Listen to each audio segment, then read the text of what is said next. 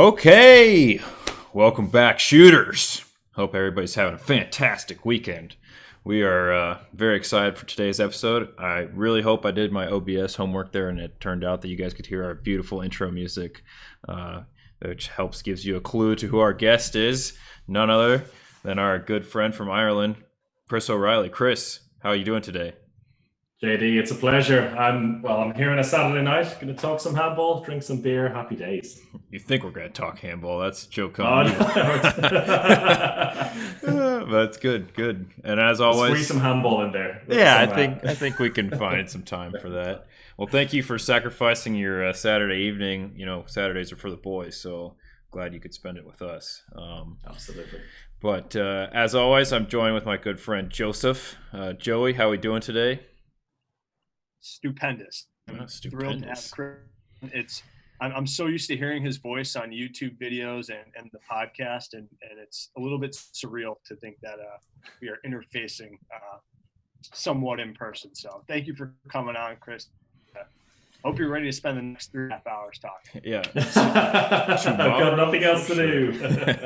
Excellent. Martin wanted to say that he loved the intro music. So, Chris, I don't know if you could hear that, but we played some Irish jig for you. So. Oh, nice. I didn't hear it. I'll watch it tomorrow on YouTube. Excellent. So, for those of you new to the show, obviously, look down beneath my beautiful face, and you can see a laundry list of topics, which we're going to go on a lot of tangents on because I just ran out of bullet points. You know, there's a max number of 6, I think. That's a lie. But point being, we got a lot of stuff to discuss with Chris. He's our first ever celebrity on the show. So Joey and I are beyond, we're going to be like just stuttering it left and right because I'm not used to this. He's got like a nice little, let's first go over the fact that Chris is also participating in Random Jersey Saturday, which for those of you that are avid shooters, you understand that every Saturday we have to rock a random jersey. So for me today, in honor of Chris, I have a replica knockoff Notre Dame baseball jersey that I got when I was a kid because I was a fat kid, so everything I had was gigantic, so I still wear it now. But Chris, he was asking us if we know what he's wearing. Joey, do you have any guess? Because this is... Oh man! I'm having a cool time. I'm not sure. It looks cool though. Yeah, I get me one of them. But the macaws are really throwing me for a loop. They're supposed to be parrots. Okay. All right. It's close enough. I'll take it. Maybe I'm too specific. So yeah. So I'll tell the story then. Yeah. No guesses. I don't have Guess the country. I'm gonna say like. Colombia. That's a random. Estonia. Come on. We're going. Well, it's probably Colombia's closer. Okay. It's New Zealand. Ah, dang it. New Zealand. Yeah. So back in February this year, I went down to Australia for a work thing. First of all, okay. For a week for a congress, and then beautifully timed after that was the Australian Beach Handball Championship. Yes. And so an old friend of mine who I studied with about 10 years ago in UCD in Dublin, he was an exchange from Brisbane. He is the coach of the New Zealand men's beach handball team, Ben Dawson.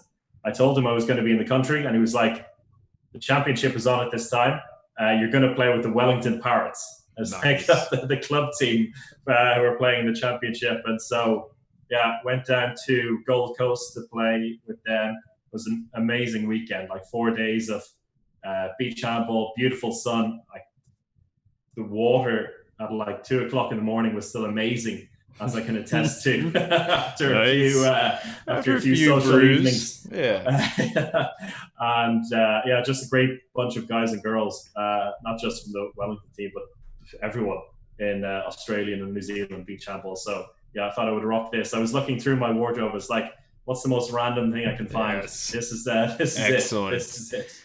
That's what Random Jersey Saturdays are all about. You know, that's perfect. That's perfect. I would have worn my soccer jersey, but it's like 90 degrees right now, so it's not a fun time to wear sleeves. But yeah, so what's also ironic is that you were talking about UCD, and for me, like I played a lot of FIFA as a kid, like all through high school. That was like our game, and I like growing up here in Dublin, Ohio. Like I played as UC Dublin, like that was my team, and so like everybody knew that they're a half-star team, but that was like JD always plays with them no matter what, and I'd beat people. And now I know someone who went there. It's just unbelievable. Not just me, but I mean, you met Julian and Alex. Both studied there. Martin, if it's the same Martin, or I think it is, he did his PhD there, and now has a startup based in UCD. So yeah, it's a real hotbed of Irish handball. It's crazy. You know? The only university that has a top flight soccer team. So in Europe, so you chose well there. We're a very unusual team. It's crazy. It's just crazy to me. I remember when I talked with you last time that you majored in, was it geology or something along those lines, or am I off base? I think we froze him. Oh, he's gone. Well, Joey, how are we doing until he comes back? Yeah. Oh, he's back. All right. Oh, jeez. Oh, I was gone. Oh, he's back. Yeah, he's muted. My internet connection is unstable. Oh, Jesus. Oh, it's me living out in the middle of nowhere. So, anyways, about that. So weren't you like a geology major or something along those lines, if I remember? Yeah, geology and archaeology, joint major for my undergraduate, which ended up having nothing to do with my actual career. But I think that's not such a bad thing. Yeah. You know, journalism was always a thing I had a passion for, but never thought I could actually do. It was always like, you look at football commentators and journalists, and you think, I mean, who actually gets those jobs? It's such a stroke of luck. So I never actually pursued it. And then kind of the stars aligned at some point after a year in Germany after I went to university, and that's where the ball got rolling to where we are today. Awesome. That kind of gets our first bullet point. If you wouldn't mind giving like a brief synopsis for all of our ignorant American friends who have no idea who you are and why Joey and I are just like, oh, here's our first famous person, and they're just like, this looks like a regular guy. And so a very handsome regular guy. So where should I start? The day one you were born, and then from there it just blossomed into handball god. Well, the handball love affair began when I was like 11 years old, so quite early for us, like English-speaking handball fans. I was lucky enough that in my first year of secondary school, we had a Ukrainian family that moved into my hometown. Both the father and mother were passionate handball people. Their son was in the same year as me, and they wanted the son to play. So the mother of the family offered to teach kids handball a couple of times a week after school. A bunch of us decided to pick it up, and that's where it started. It was just a school team. Then it turned into a club team. Then when we were all about 15, 16 years old, started to play men's handball, which was like, I guess it would be like if a bunch of high school kids in Detroit decided to play in the elite level in the US, just like playing against all of these grown men, these these expats who would kick the shit out of us for the first year. But slowly but surely we started to do all right. And that's where the passion for it started. Something I always loved, particularly, when I turned 16, 17, started to really focus on it. So I played every sport growing up as a kid. And then at about 15, 16, decided I'll just stick with handball. And it went from there. Started playing with the Irish team, aged 16. Played my first game, 17. And then, throughout university, was committed to it. And I can thank my fellow commentator, Tom O'Branigan, for that, because he was the real driving force in Irish handball for a long time, and my coach as well on the Irish national team. And so he really pushed it, and it was thanks to him that I got to a somewhat decent level until the age of about 21. After university, went to Germany then for a year. Was playing in the middle of nowhere, like a town of 20,000 people. On the old, like if you were counting East and West Germany, it would be just on the border to the east. So everyone over the age of 40 didn't speak any English. So it was real really had to dive in and adapt to the culture very quickly.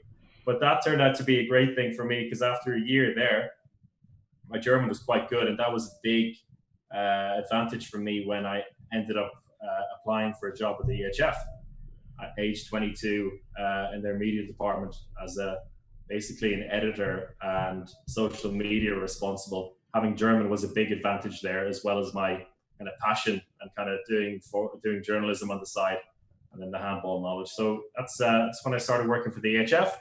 5 years there, full time in Vienna, and the last year of that, I started commentating on the side as well, once every few weekends. And then after a year of doing that and 5 years at the EHF, decided to go freelance and focus a bit more on the commentary. As soon as I went freelance, like 2 weeks later, launched a podcast with Brian as well. And I guess that's how the two of you, and I guess most of our like the American followers we have, would be from the podcast as well. So that's the short and sweet version of it. It's pretty condensed, I'd say. I mean, that's a tumultuous story.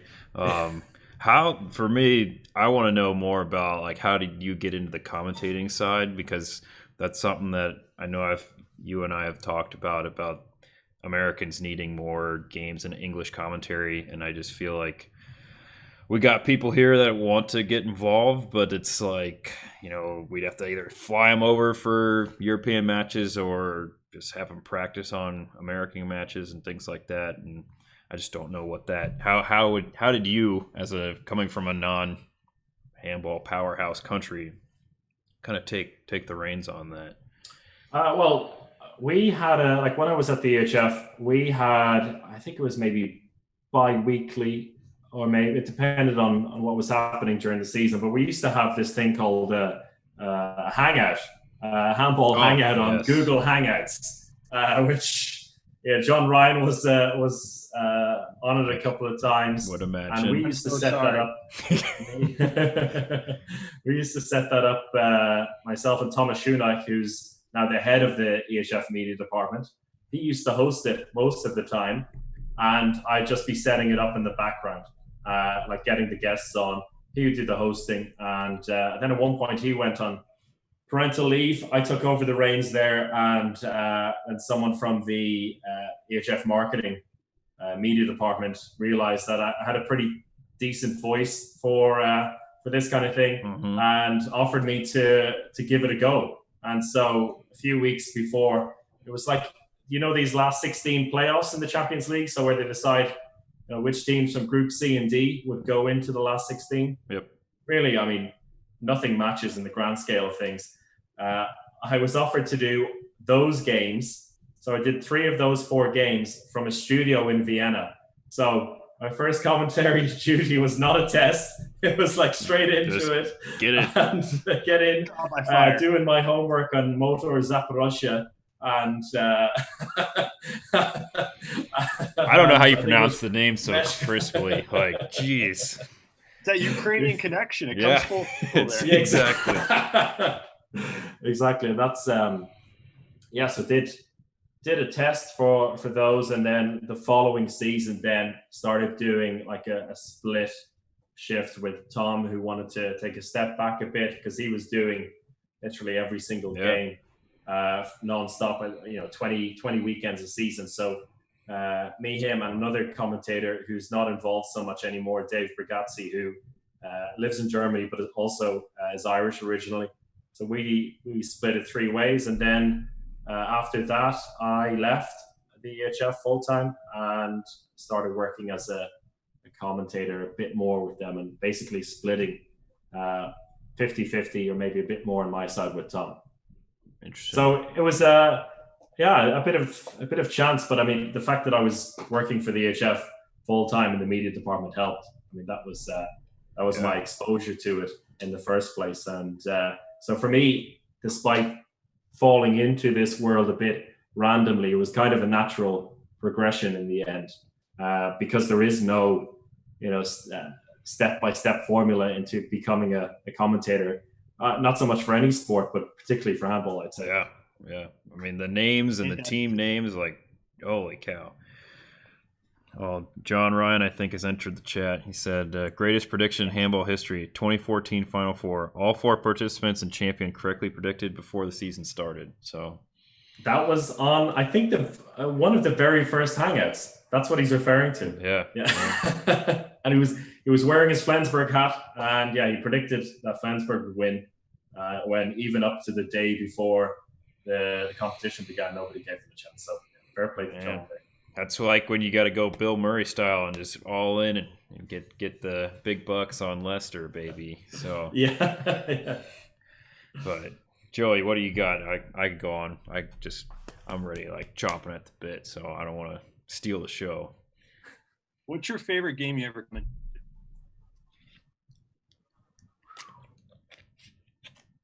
Well, I'd say it's a toss up between the first women's Champions League final I did, because that was like the first Champions League final I've done. I mean, Tom has the men's one wrapped up around his little finger and can have it for as long as he lives, as far as I'm concerned. That's his baby. But the first women's Champions League final I did was amazing. And going back to the old last 16 playoffs, there was one a couple of years ago, where Shootin from Denmark beat Motor Zaporozhye, and there was this the Serbian goalkeeper Tibor Ivanisevic, who made, I think, 9 penalty saves. Mostly in the second half. It was incredible. The video that was created afterwards, the highlights of it, was in the end me just saying the same thing over and over again. It's like, he's done it again! just louder and more. Bewildered by the whole thing. But that was a blast, and that was the season where they beat Vesprem in the following round. So they got to the quarterfinals of the Champions League. This tiny town with, I don't know, it's 15,000 people in it in Skjern. I think sums up Danish handball so beautifully. And being there for that game, where they had a big deficit from the first leg, managed to turn it around, and just like the atmosphere plus the goalkeeping performance, that was a real blast. So I'd say that's one that I'll always remember. Nice. For sure, that's a great one right there. And Skjern's got a special place in my heart, because when I did spend some time over in Denmark, it was with Klaus Daugård Hansen. I was staying at a sports boys school, high school, and he was like sort of the head coach guy over there. And now, while I was there, he was just the assistant. And then this past year, he took over the reins, obviously. So I'm something of a Skjern fan. But this kind of, I guess, rolls into another follow-up question. As far as like handball countries, there's obviously a lot of debate about who's like the number one handball country. Who, in your opinion, would you say has the best culture around the sport? Not necessarily the league culture. Yeah. I mean, the culture, I think, has to... I mean, the league is obvious still. I think the league and the league system is Germany by a country mile. But I think for the culture, Denmark has to take it from me.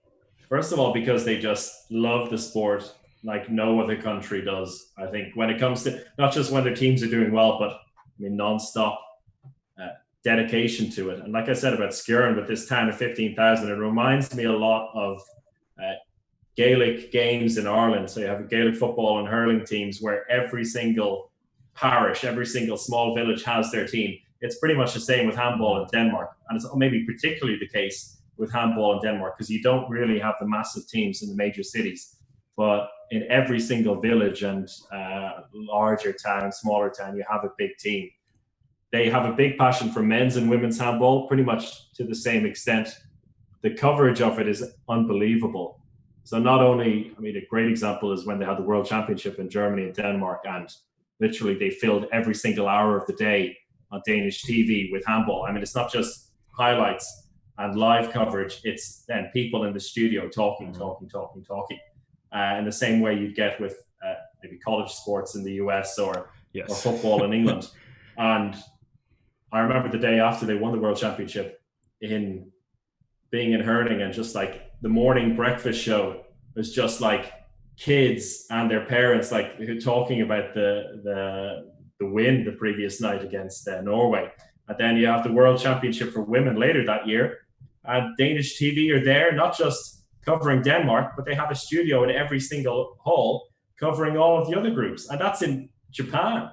Oh, yeah. It's just insane. Dedication. So I think nobody's committed to it in the same way as Denmark is. And I mean, they're not always the best, but they have an incredible system there.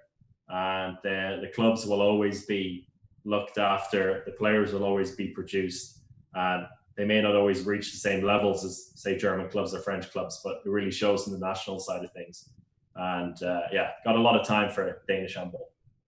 Amen. That's the correct answer. So where did so what happened with you and you had a year there, Joey? 6 months, give or take. Okay. Yeah, I wanted to kind of take the plunge, and like every American, I just see it on TV. I'm like, oh, I can obviously go professional in this. Of course. Let's walk the walk here a little. And two other guys, Zach and Kevin Gruzins, were both on the junior and youth team for the U.S. Decided to go over to ECAST, which a town of about 15,000 people, but they have this 5,000 person stadium just for their women's team, right? So, and more handball players there than in the United States.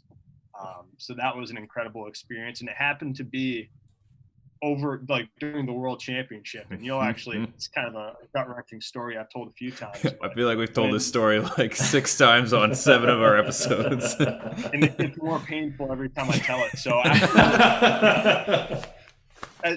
this is maybe like 10 minutes from Herning. And after Denmark won, I was kind of in a crabby mood, and I was like, all right, like I'm like a serious athlete. I have to like go to sleep. I can't go out to 2 bars in Herning and party. Well, so all my friends went, and I wake up to my roommate walking in the same clothes he was wearing the night before at like, you won't believe this. And he just opens his phone, and he was with Landine, Mensa, Hansen, all at the just partying with there, superstars, like, ripping shots and just having a great time. And like, all right, that's the moral of the story is don't never turn down a night to go out. Particularly in Herning, because there's nowhere else to go. Where are the players? There's 2 bars in Herning. There's the Irish bar and the Scottish bar. Like the 50-50 chance you're gonna run into 2 of the top 4 teams, just either commiserating or like drowning their sorrows or having a blast, Norwegian team was at the one, then the Danish team was at the other, and they got some funny footage of a few Norwegian players, and I'm not going to drop any names, but yeah, it was pretty gut wrenching. The lesson there, yeah, exactly. Cheers. To go back, well, first, Chris, I think you, as you're drinking a nice cool brew there, as we're interrupting your Saturday evening, I thought you might have said you had another story with your mug there. Oh yeah. So this, this isn't mine, but it's from stolen. No, it belongs to the guy who owns this apartment who I'm renting from. Well, don't mess with Texas. It's a guy who now lives in Manchester. He's from here, but we knew each other from like 10 years ago. Again, he played in Dublin for I think a year. Jonathan Bergman is his name, and he spent I think a semester or maybe even longer in Texas. Oh, cool. Studying, and he played with the Houston Firehawks. Yeah. The Houston team. Oh, wow. So yeah, he's got a handball connection in Texas and Ireland somehow. So yeah, this is something he's left around as well as some other like Texas memorabilia. So I thought I'd sneak Jonathan's mug into it as well. Yeah. Good tie in there. One other last question about the commentary for me is, do you have like catchphrases? Are you thinking about catchphrases? I know that Joey and I are big lacrosse guys. You're a lacrosse guy. I'm not sure if you're familiar with Booker Corrigan. Booker's like known for his lacrosse catchphrases. So when I try to commentate a game, I get a little too hyped about thinking about a cool catchphrase. you were probably cool and collected. So I haven't got one yet. okay, I think I'm still young in the commentary game. You know, only three years into it. I think. Just 30. So give me another few years. I'll work on it. But no, I'm not. I haven't got one yet. Okay. Not a cool one anyway. It's not something I've actively thought about. Maybe it's more of an American commentary thing. Might be. Have a hook like that. But yeah, good question. Yeah. If you have any suggestions, I'll try them out. Do I have some suggestions? I've had times where people have either, like for games or for interviews and stuff, given me things I have to sneak in. Okay. To the game or the interview or whatever I'm doing. So yeah, I always up for a challenge in that sense. So you can send me over. I'll send you a laundry list. I got probably about 35. It was bad. I'm not supposed to commentate games. I think's the moral of the story. So I have too much. You're going to release them at some point. Yeah, I mean, I sent them to people that were actually because. So Brian Cawthorn, he manages all of the like nationals, who's doing commentating for what, and I like always am chomping at the bit. Well, I can't ever do college nationals because I'm either coaching or refereeing, working a table, so I'm always busy doing something else. And when I send 3 teams, it's like, all right, well, you gotta, juggle. But open nationals, I wasn't really like on a team. I wasn't doing anything. I was just kind of there because wanted to be a board member that showed up, and so I was like, Brian, like I gotta commentate some games, like let me at them.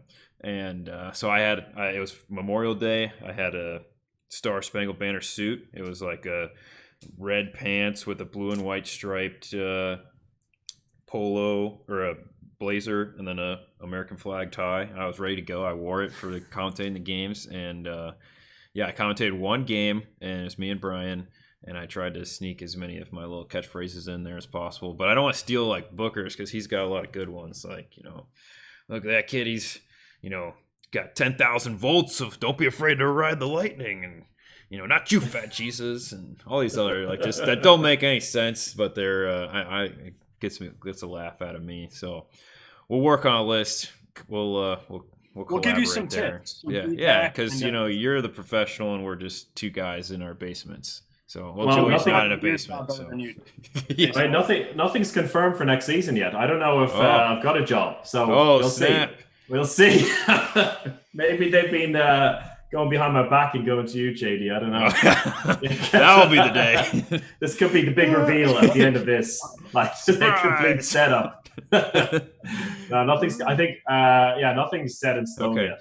Because there's the new rights deal. Yeah. It's 500 million euro in there. There's got to be some of that has to go to me. I'm sure they can afford me. Chris, a couple euros here. Here's 5. Thanks for your exactly. time. So I don't know. Nothing's set. Like the murmurings are good, but nothing is set in stone. And we'll see. I'm not counting my chickens. Okay. Never know. It's a fickle world, but I mean, it's the same with Tom. Like it's in a perfect world. And you were talking about, I think was it a few weeks ago in your podcast about getting the games into the American market now that there'll be no like college football or anything like that. In an ideal world, the push will be on. You got to have commentators for it, right? Yeah. But I think not everyone's so not that they don't believe in it, but that maybe they want to get other things sorted yet. But commentators don't seem to be top of the agenda at the moment. So we'll see. We need the pressure from America coming in there. Joey and I are just 2 guys, so we'll keep our foot on the gas. But to me, anytime I tell someone like go watch some handball games, like kids on our team at Ohio State, I'll send them just games, and it might not be match of the week games, and they'll be like, yeah, I watched like 30 seconds and it was like awkwardly silent, so I just like stopped watching.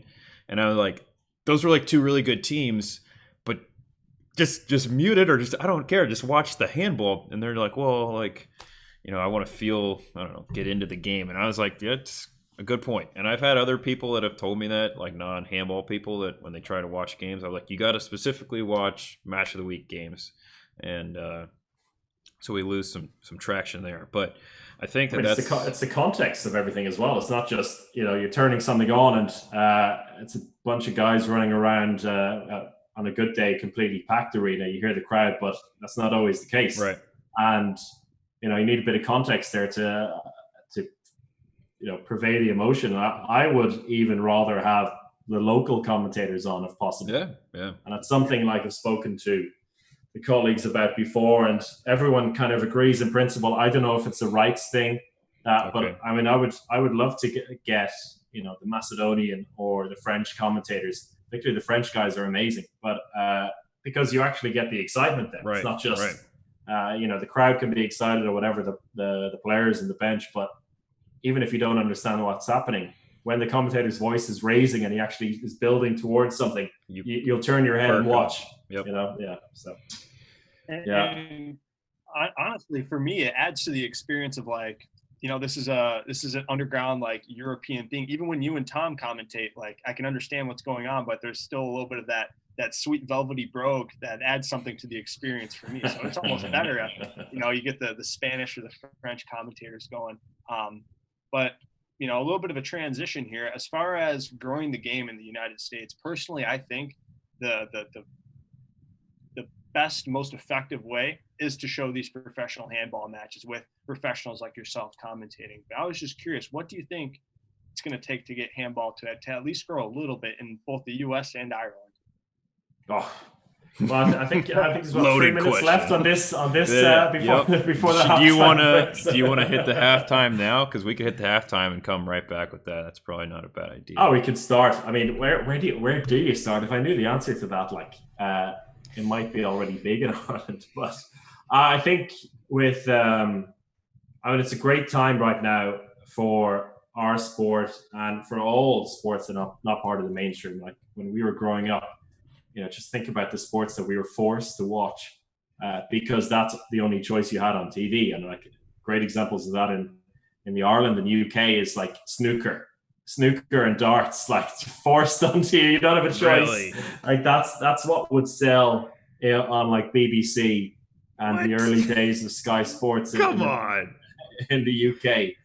That's just because I don't know whether the sporting bodies are paying for it. I mean, there's tradition there with like snooker, for example, but basically traditional sports ruled the roost and nobody else had a shot. At least now with, the multitude of viewing options. And that's what I think it's going to be great with the Zone or Datsun or however you want to pronounce them, DAZN, this new, well, they're not new. I mean, they're big. They're basically want to be the Netflix. Yeah. They want to be the Netflix of sport.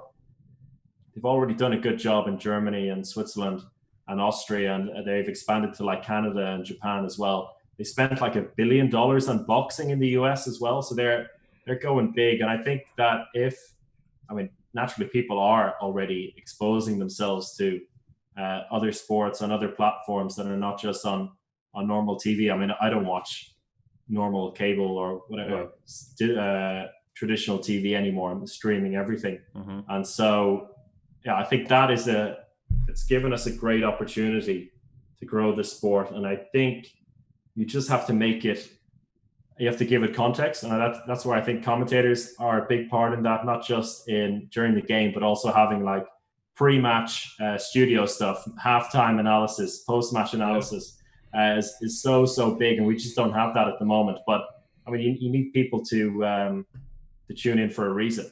And I think if you have that, then people are going to stick to it, because as exciting as the sport may be, if you've got new kids who are playing it, they're just not going to watch, the sound of players' shoes and the ball hitting the net and the odd fan. So, I think you need to package it a lot better. And that's there's a lot of lessons to be learned, I think, particularly from the US on that. We're going to hit pause, everybody, as we approach our intermission, and we'll come back here in a hot 30 seconds, maybe a minute, depending on how quick I'm on the trigger. All right. See everybody in a bit. Okay, I'm going to end this puppy. You guys just join right back. Okay. Well, thanks, everybody, for tuning in. We got some solid Twitch stats so far. Really excited about that.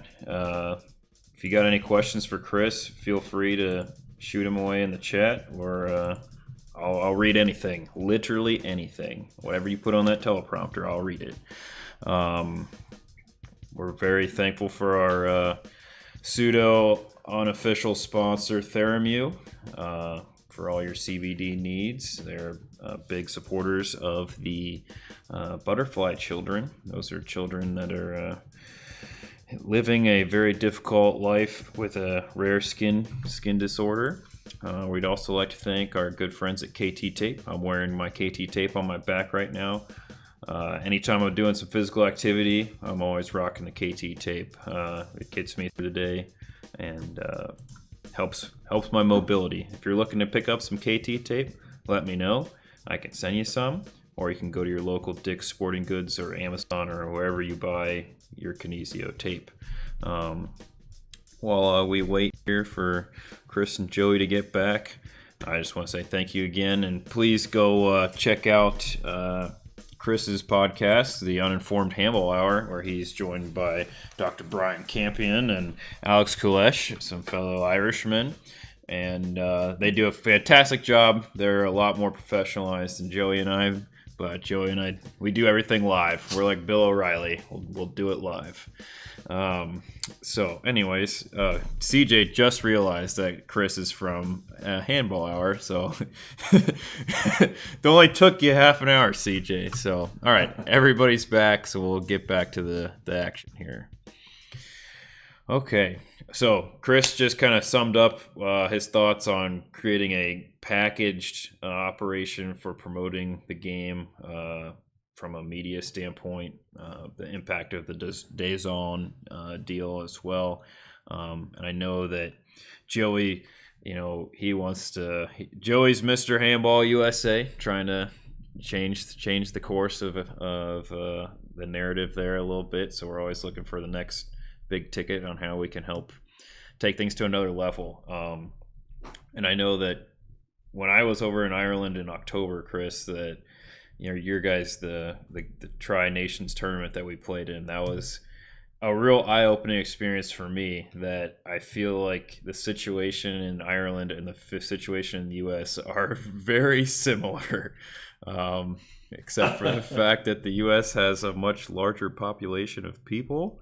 But from a handball standpoint, I mean, I felt like I was right at home with your guys' tournament. I don't know if our guys felt that way, but I was like, this is more my speed. So, where do you start with that? I feel like I have to defend it. I mean, well, that's what happens when it has to be organized by somebody living in a different. Actually, multiple everything people has to be organized by people living in different countries. Yeah, and the support locally is non-existent. So that was a bit of a disaster. But I mean, I didn't think it was bad. It's just what I expect from. I heard it was the best tournament in Ireland ever. Actually, that was the coverage over here in the US. Silver lining. It was top three, let's say. Ooh, all right. Yeah, we've had well organized events. That was not among them, but I think I think the key thing for us there was trying to start something, particularly among the three countries. Yeah, I think that's a key thing to get going, particularly with the U.S. national team based mostly in Europe, or practically. I mean, if you're looking ahead, you're all going to be based in Europe, and it was an eye opener for us as well in another way, because after we played the U.S. in the emerging nations in June. I mean, that was an incredibly close game, and we snatched the lead twice, I think, in the second half there, and thought that we were going to take it home, and then just turned in the last 10 minutes or so. We believed in ourselves a bit too much then, and then you're missing all of a sudden 3 or 4 of the starting team, and it turns out that the depth isn't there. So that was a good lesson for us in another way, also to expose a lot of the players who did play. This is the level you're going to have to get to if you're going to. We're not talking about an amazing level. We're talking about competing with other teams that are in the emerging nations. So that was a positive thing in that way for us, and I think the same for the British team, which much like us was like I'd say more of a second string. But this, to be fair, the same for the US. So you had a bunch of guys who were playing in the team for the first time, or just coming back into it. So it just showed basically that, at that level, if you're taking away the top few players in every team, that the US has a bit more depth. But we're not the ones going to the World Championship in a couple of years by hook or by crook. So yeah, so I think I mean we're just happy to get it started, and hopefully we can actually do a bit more of that, because, as you said, our communities are very similar, and if we can, in the UK or in Ireland, say that we've got the US and the enemies across the water coming over, it's automatically a bigger draw than saying we're playing against Faroe Islands or Luxembourg, who are better teams. Let's not beat around the bush. They're better, but it's not as much as of a draw as getting your traditional English speaking rivals. Oh yeah. One thing I appreciate about that, Chris, and there's a distinction I think that needs to be drawn between what Team GB and Ireland are doing as opposed to the US, where it seems like there's more homegrown guys like yourself who are taking the leap over to a country like Sweden or Denmark, and you're taking guys who've grown up in the country and teaching them handball. Whereas with the US, I feel like the strategy is more along the lines of who can we find that has an American grandparent or parent who grew up in Germany or France their whole life, or who may have been born in the US and then have sort of become French or German. So I must say I do appreciate the strategy that both you guys and GB are doing, because I feel like in the long term, the more people who have those very strong home ties, growing up and coming back and sort of being eldermen of the sport in the next 20 or 30 years, you guys are going to have that. Whereas us, as of right now, there's maybe 3 or 4 guys who've sort of, grown up in the US and then have, made the leap over. So I feel like come a few years from now, you guys will be at an advantage. Hopefully. I mean, I think we're kind of stuck in between where the Brits are and the US at the moment. I think a few years ago we were more about homegrown development, but then we've got a few dual nationality players who would make a big difference, but I think we've relied a bit too much on that in the last couple of years. So the idea, at least I think among those who want to grow the sport, is to push back a bit more on the local side of things and develop from there. I mean, on the national team, of course, you're going to pick the best players if they want to play, but to try and develop kind of on the level below that, a more homegrown thing. So hopefully, if we have been working on something like that before the pandemic, so hopefully once things allow us to, we can continue working on that. But the British have been amazing in that sense. You have to give them so much credit after the Olympics. They've really capitalized on, in a way that I think no other kind of Olympic host managed to do. Like if you compare the US in Atlanta or Sydney in 2000, like the Brits after 2012 have done an amazing job. They're hiring people at all levels. They've got, 4 or 5 tiers of competitive senior handball now in the men's side. So it breaking down in a pyramid style thing. So you have the national level, and then it goes into regions and smaller regions. So give the UK another 15, 20 years. The way they're developing players, I think they'll be in a very, very good position. And it breaks my heart to give them credit like that. But I do have a soft side for them as well in some way. And I was born in London, so I have to. I mean, look, I've an Irish family. Jesus was born in a stable, but it doesn't make him a horse. I'm still very much Irish, right? That's great. That's a catchphrase right there, Chris. Particularly for the dual nationality Americans, you can use that one. Yeah. to prove that they're American. Well, Chris, there's a phrase we kick around here amongst my friends of Irish descent, and that is, or I guess it's I don't know. Yeah, we'll say it's a phrase, but Ireland's only good at sports that they invent. So have you thought about going to the Federation and just kind of spinning a narrative that, rather than calling it handball, say it's like Gaelic handball, just keep the same rules. tell the good people of Ireland that you actually invented it, and then in a few years from now you'll be Olympic champions. They'll have a statue of you. Like, unfortunately, we already have a Gaelic handball, which is that. I mean, you play it in the States, and like the 50-year-old guys in the Bronx or whatever, the slappy wall ball thing. Is that the same thing? That came from Ireland, yeah. Poverty Those squash. bastards. So yeah, that's still a part of the Gaelic games family, let's just say. So we have a very similar problem that you have in the States with team handball. We call it Olympic handball. Mm-hmm. So we have to define what our sport is, and that's a big problem as well. That you have to explain. So it's not the sport that your uncle played in some random village 20 years ago. It's a very, very different sport, So yeah, that's another big issue that we faced, or at least I faced growing up. Martin Bilello from the chat said that the U.S. should try to copy England's example after hosting the Olympics to help grow handball. And I know that that's a lot of discussion after 2028 with LA hosting. So we're going to see.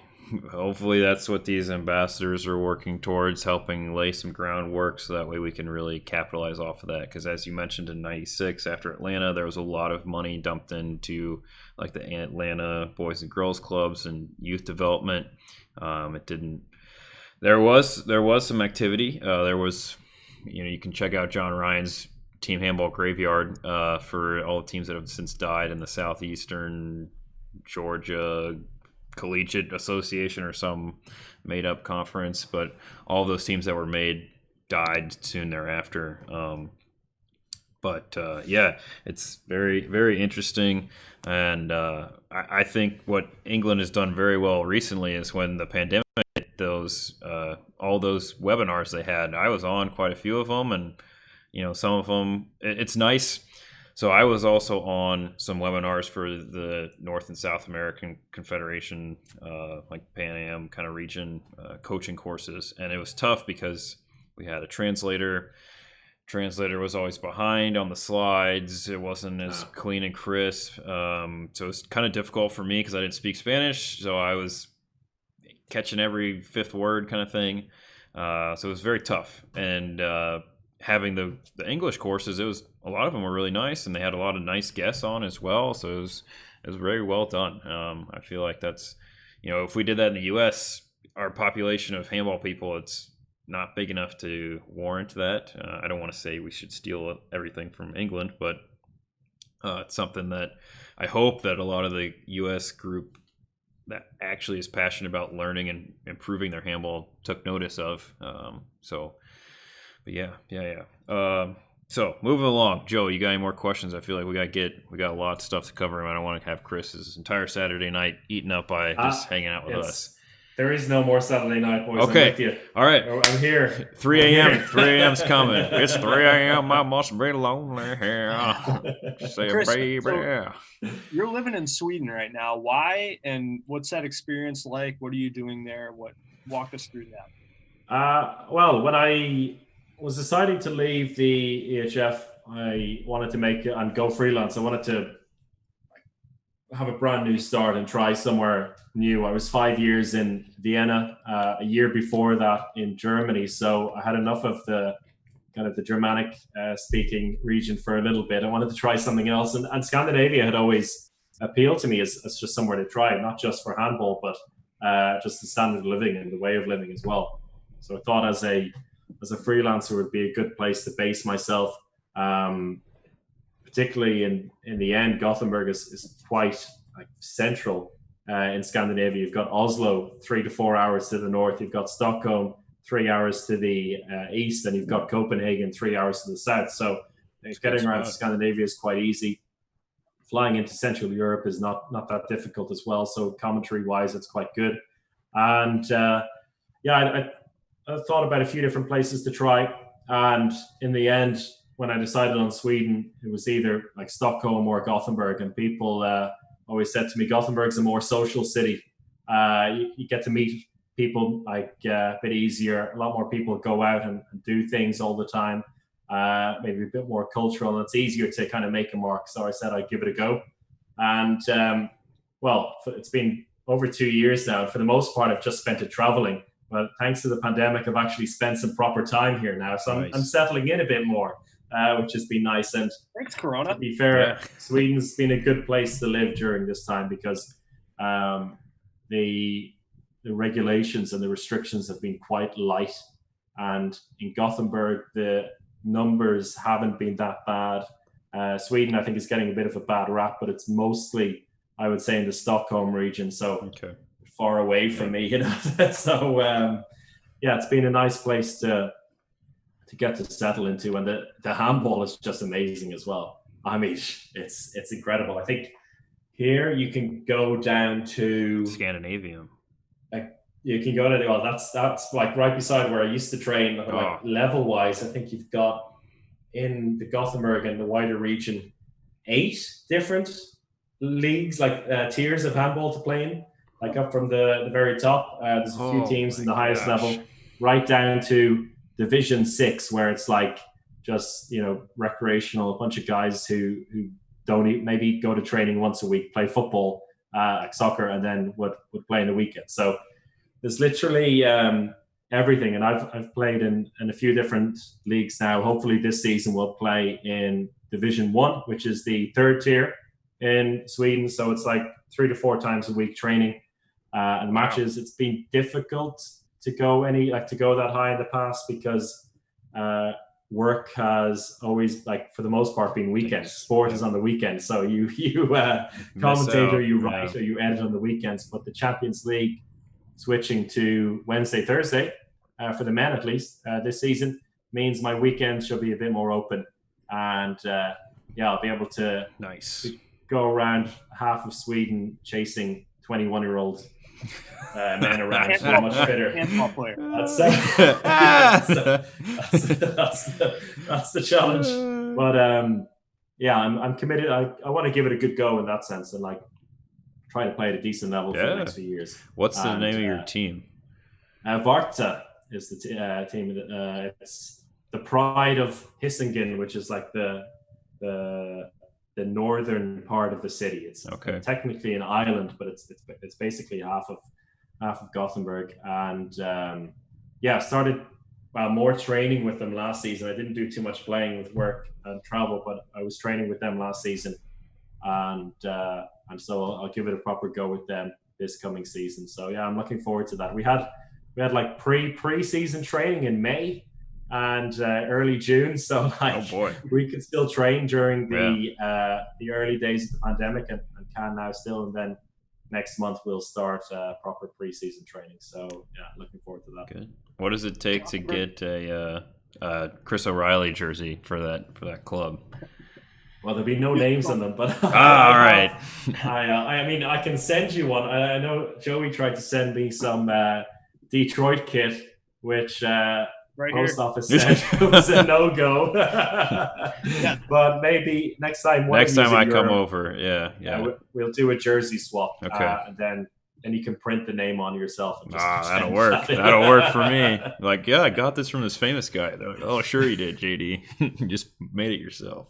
Sorry, Joey, I cut you off. Oh, no, you're good. You're good. Yeah, we'll definitely have to do a jersey swap once all this madness passes. But Gothenburg's another place that holds a special place in both me and JD's heart, because that's literally my first game in handball ever was at the Partille Cup, and that was so it gives you a little sense of like how small handball is in the U.S. Literally, my first time ever stepping on a handball court was for our wonderful country. Yeah. But yeah, I've just been chasing the high of the Partille Cup ever since. That was like the most fun I've ever had in my entire life, and to see the city of Gothenburg after dark was quite a bit of fun. So well, you were also rolling with the Wild Boys, so that's it's a fun group of individuals. But Martin Beal, he also said that Chris, you should be doing commentary on the Partille Cup games if you have some time in the first weekend of July there every year. So have you been? Did you go last year at all? Yeah, so this year was cancelled because Yep. of the pandemic, but yeah, I try to go for a couple of days every year. Okay. I mean, Cool. it's right, it's all over the city. I mean, Yeah. if you're in the city, you can't miss it. And I love just like yeah, most of the games in Hayden, which is like this, this It's the huge park yep. of artificial grass, and you go to the middle of it and you just look around, and there's So like 40 games of handball going on at the same time. yeah, It's it's insane. madness. And just like looking at the app or whatever, and you see like, all right, team from Canada is going to play a team from Nigeria now, and then you've got like, the big teams, like you've got Zagreb playing against Kiel, or one of the Sabanov. local teams playing against a team from Sri Lanka or something. It's insane. Yeah. So yeah, I would love to be involved in the Partilla Cup. I haven't gotten in touch with the people who run it, because for the last couple of years I've always had something on at the same time. I think last year was the Beach Handball European Championship. Mm. I was doing the commentary for the final weekend of that, so I was away. But yeah, I would definitely commit a week to that at some point. It's awesome. Yeah. I mean, if you need to inspire kids from countries that aren't keen on handball, like, just bring them to the Partilla Cup, as it worked with Joey. Yeah, I mean, same here. Like, you walk out and carrying the U.S. flag into the Scandinavium for opening ceremony. It's just like, okay, this is not a joke. This is real. This is very real. So what's wild to me, and you now living in Gothenburg can maybe tell me exactly what this is, but there was a restaurant right by the school that we were staying at, and all they served was like a hot dog with mashed potatoes on top. I've asked Swedish people, I've asked all sorts of people. Nobody has any clue. Like, they're like, JD, that doesn't exist. I was like, I physically consumed it myself.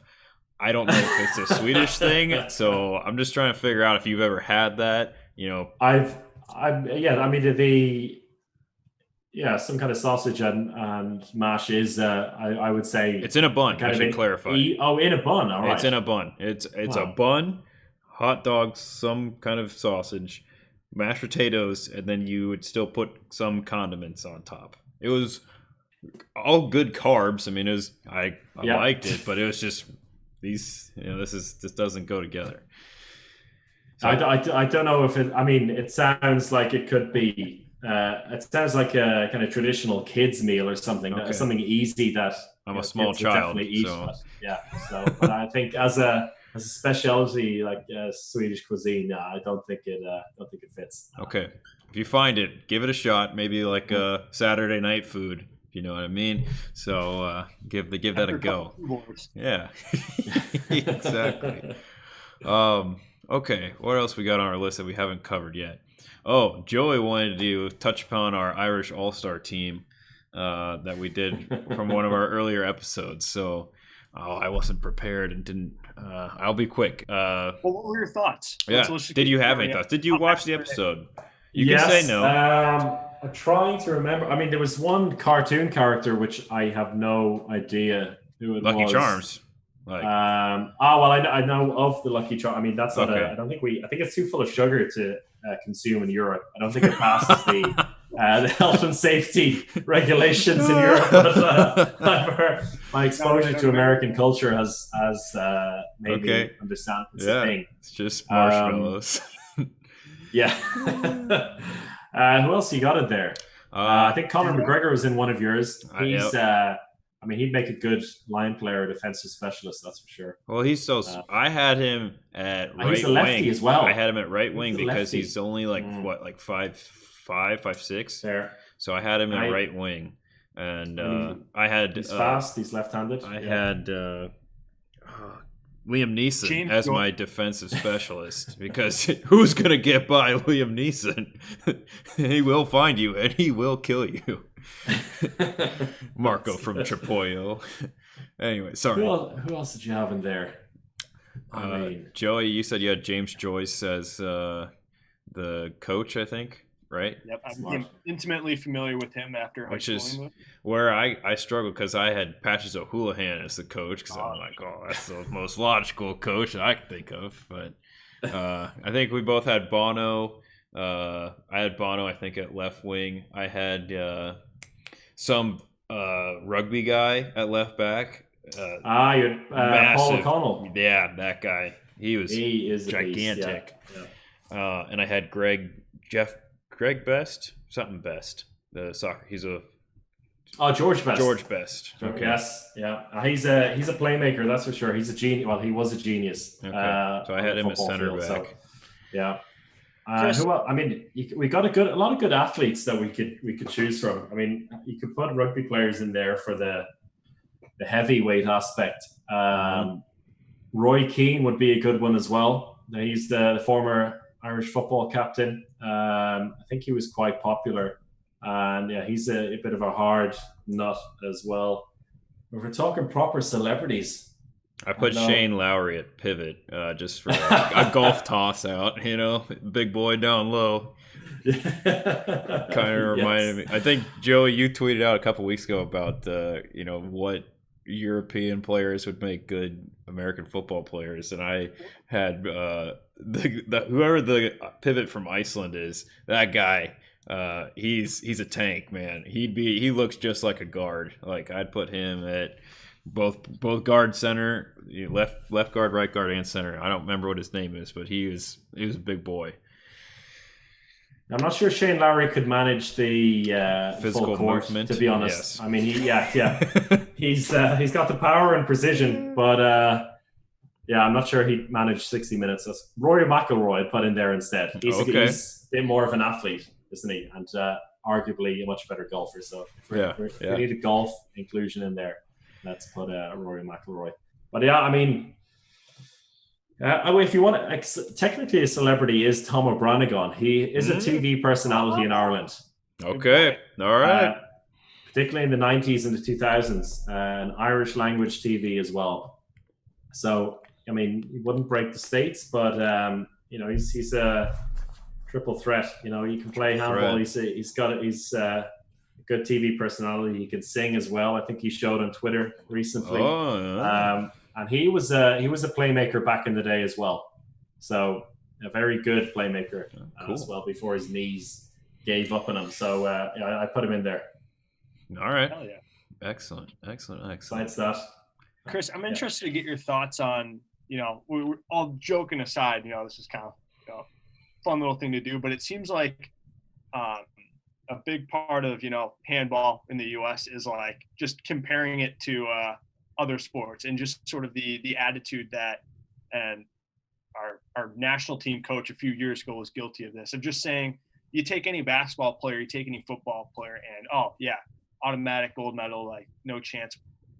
Do you think like that attitude cheapens the sport? How does that sit with you when people make those comparisons? Yeah, I mean, we jumped on the Jay Cutler bandwagon big time at the beginning of the couple of donks. That's the best thing I've ever heard.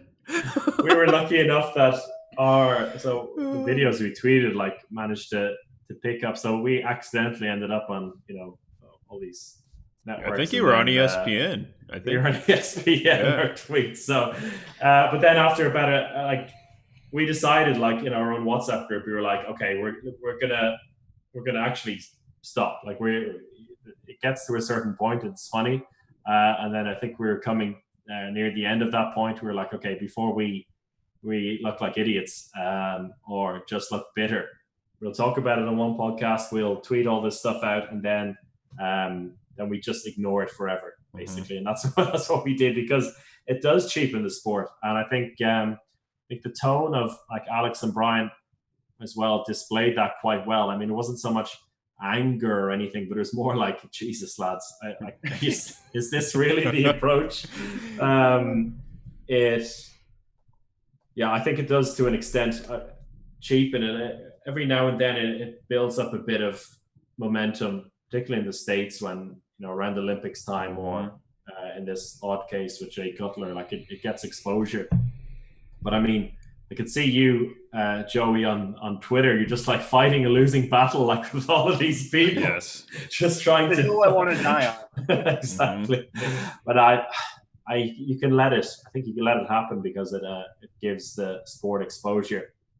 But I think the only thing you can do is try and highlight just how good it is, not in a kind of here. I mean, no, you have to accept our point of view, but just to kind of let the sport speak for itself.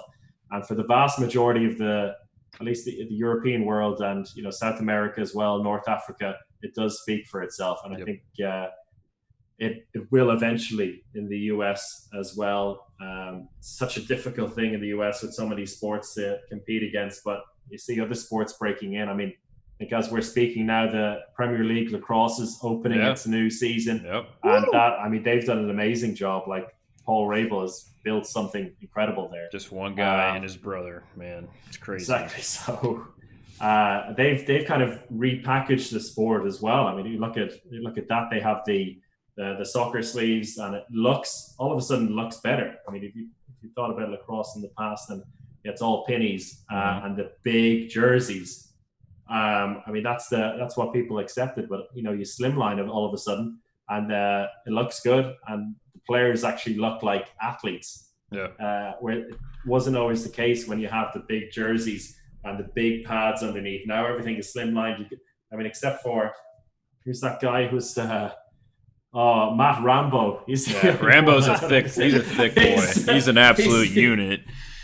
The Paul Lowry of lacrosse, I think. But besides that, I mean, I don't know how he's so good. He was MVP of last year. He was MVP, yeah. Winner. But I mean, it shows that sports like that can. I mean, it is an American and Canadian sport, but it wasn't in the mainstream until. Is it even in the mainstream? I don't know. When you look at MLS. I'd say it's more in people's mindset now than it has been in the past. And, the barrier for lacrosse obviously is cost. I mean, I can't imagine what, cost to play in Ireland would have been, because, I can go to Dick's, I can go to any sporting goods store, and you can get all the lacrosse gear you want when I started playing, at least. And I just can't imagine, like, if I was in some random country, I'd have to ship everything over, A third world country like Ireland. Exactly. Jeez. It's a bit like, I was just gonna say, it's probably a bit like if you were shipping handball equipment. Yeah, no, exactly.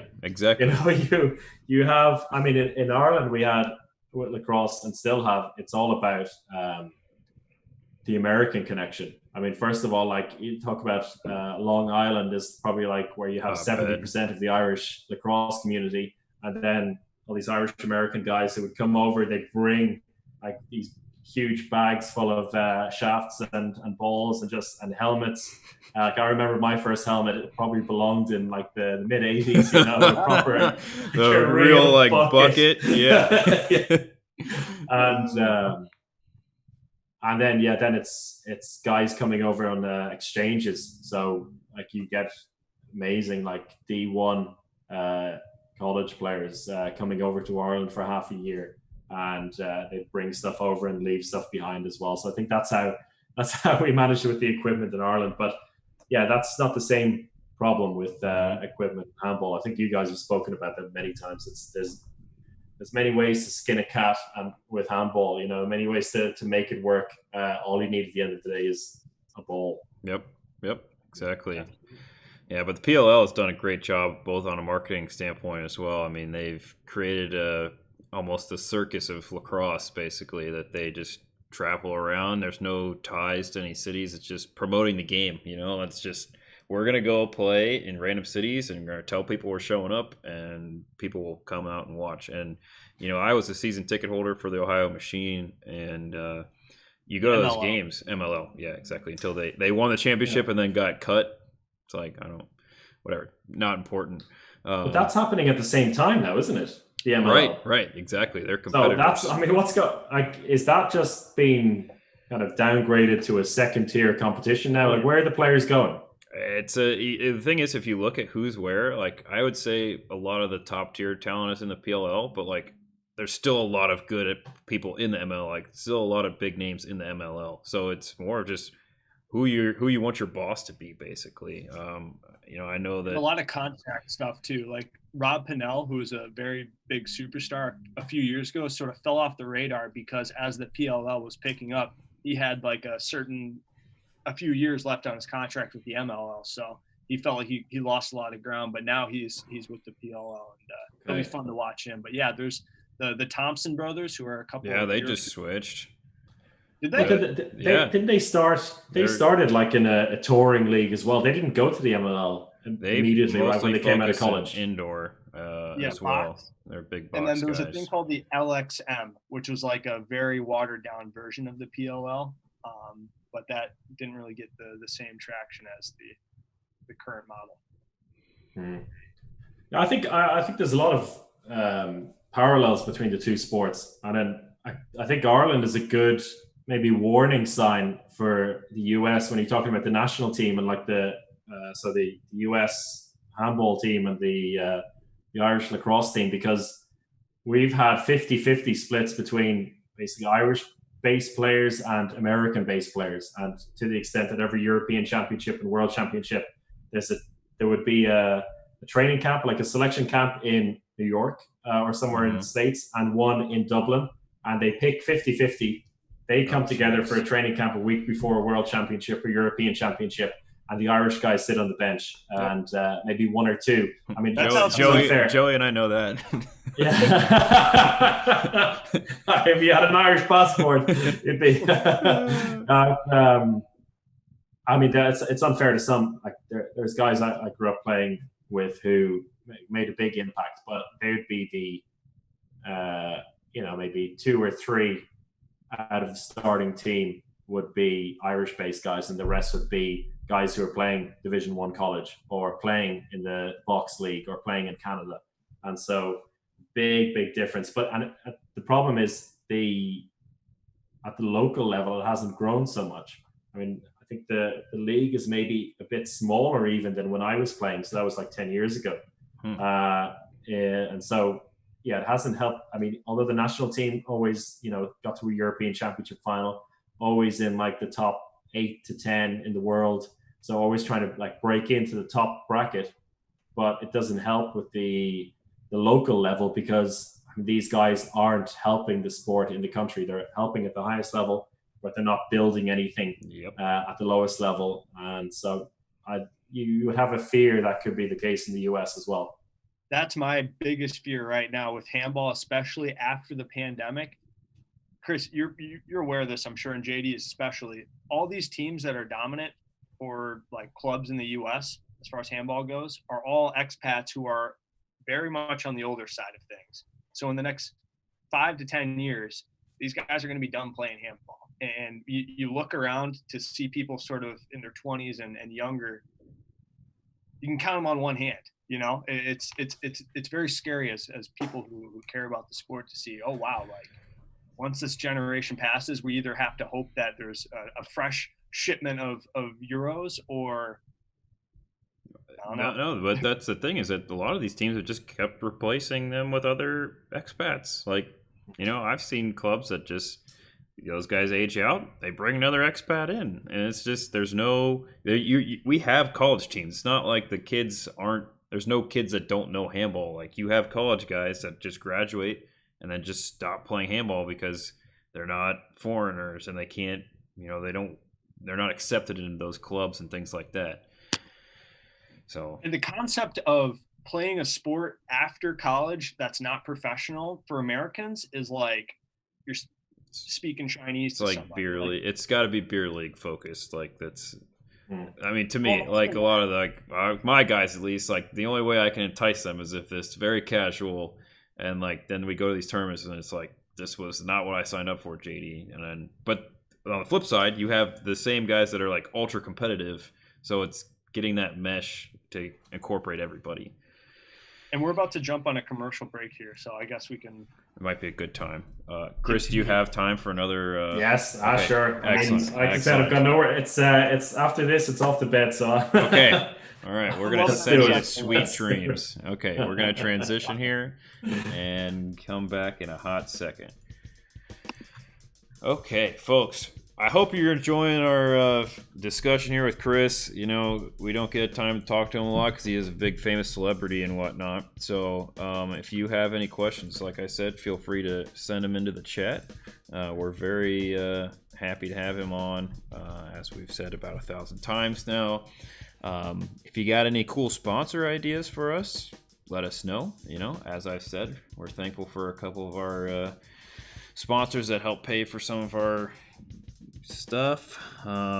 Mishi's bringing in a question that I'm going to wait till I get everybody back on for. So I like her point, though. So I think that's something I'll see what his thoughts are.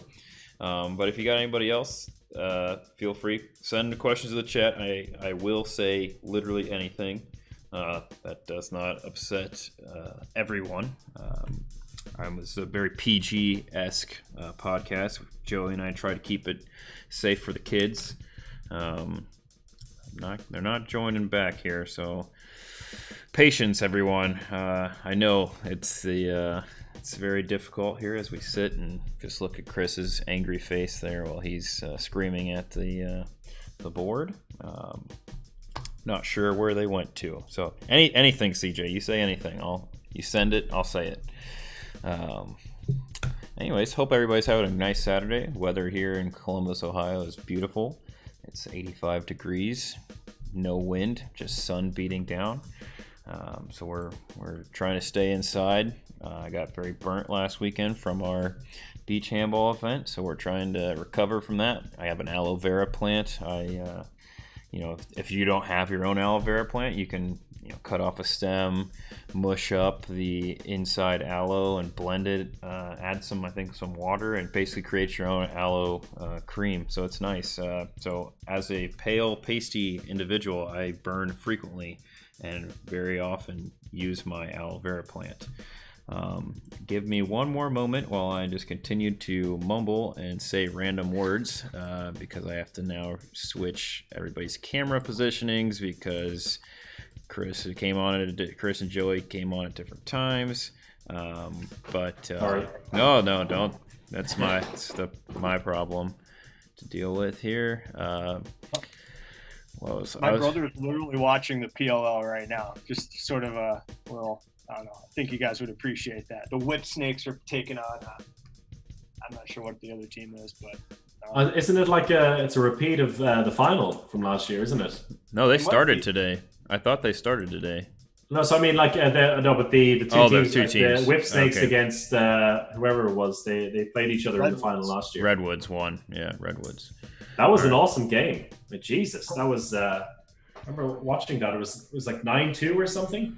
And then it was a comeback and went to extra time, and then Rambo went off. Rambo with a couple of goals at the end. Yeah, I mean that's one thing. Are we allowed to talk now? Or yes, yeah, we're back. I'm sorry, we're live. We have quite a few things in the chat here. So nice. Mishi, I want to hear the PLL stuff first. Okay. All right. I was saying my only issue, I guess, is the flip side of that, like kind of the traveling circus. Like the crowd was amazing during the game and big crowd, really into it. But then when they celebrated at the end, lifted the trophy, there was like silence because the only people that gave a shit were the players on the team to win because there's no allegiance to that local team. And I guess across it works out because if you're inspiring all these people, they have their local teams to go to. Whereas in if we're talking handball, if you could have like a touring thing like that, maybe get a crowd to these games, but I mean they need to have the structures in place to play afterwards. And I think that goes back to the Olympics as well. What the Brits did very well.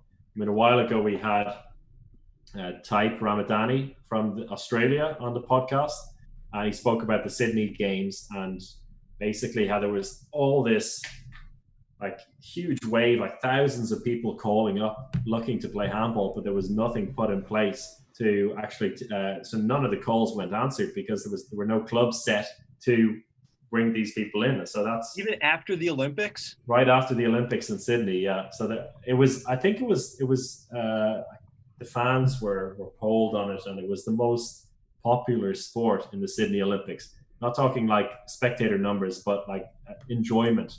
So people in Australia completely lapped it up. Thousands of people wanted to play. There were no clubs in place to take care of them. And so, and I think that's what the UK did very well as well. They set things up in schools to welcome all of these players. So That's another thing that John Ryan has to take care of when he becomes CEO. Inside scoop. So you heard You heard it here first. Exactly. But no, in all seriousness, if John gets the position, I know he'll be very excited, and there'll be a lot of people. There'll be a lot of discussion. We'll have to have John back on the show for sure. All right, so let's get to some of these chat points here. A lot of action in the chat, which is fantastic for us. We get a lot of Twitch points for it, so thank you everybody. So keep chatting. Mishi from money in her pocket. Yeah, exactly. Well, speaking of money, Mishi from San Francisco is asking, or not really asking, but her point is that you need an extrinsic motivation to get people engaged in sports after college, with that motivation being cash money. So, hot take on that. I know there was talks about having the U.S. championships having a cash prize. I know that Joey and I have discussed this about having, how volleyball tournaments always have cash prizes for them most of the time at an adult level. Chris, what is your stance on a monetary winning for the team that takes home the gold? I think that point maybe is valid in the US, but maybe it's a European thing, but that's not the approach. I think that the vast majority of people, I mean, as I said, here in Gothenburg, you can play 8 levels of senior men's handball. And I think a great example is the Gaelic Games in Ireland is completely amateur at the highest level. I mean, there is talk of bit of money in an envelope, or gas money going exchanging hands, but you have guys who train as professional athletes year round for a decade for the pride of their local county, like for their home county, playing in front of 80,000 people. I mean, that's elite level sport where people are playing for no money. They're not going to get rich out of it if they do get some money, but they're definitely not getting rich out of it. So I don't know, maybe that is a US thing, that just kids coming out of high school, coming into college, think that it's only pro, or you're not going to bother playing sport. Yeah.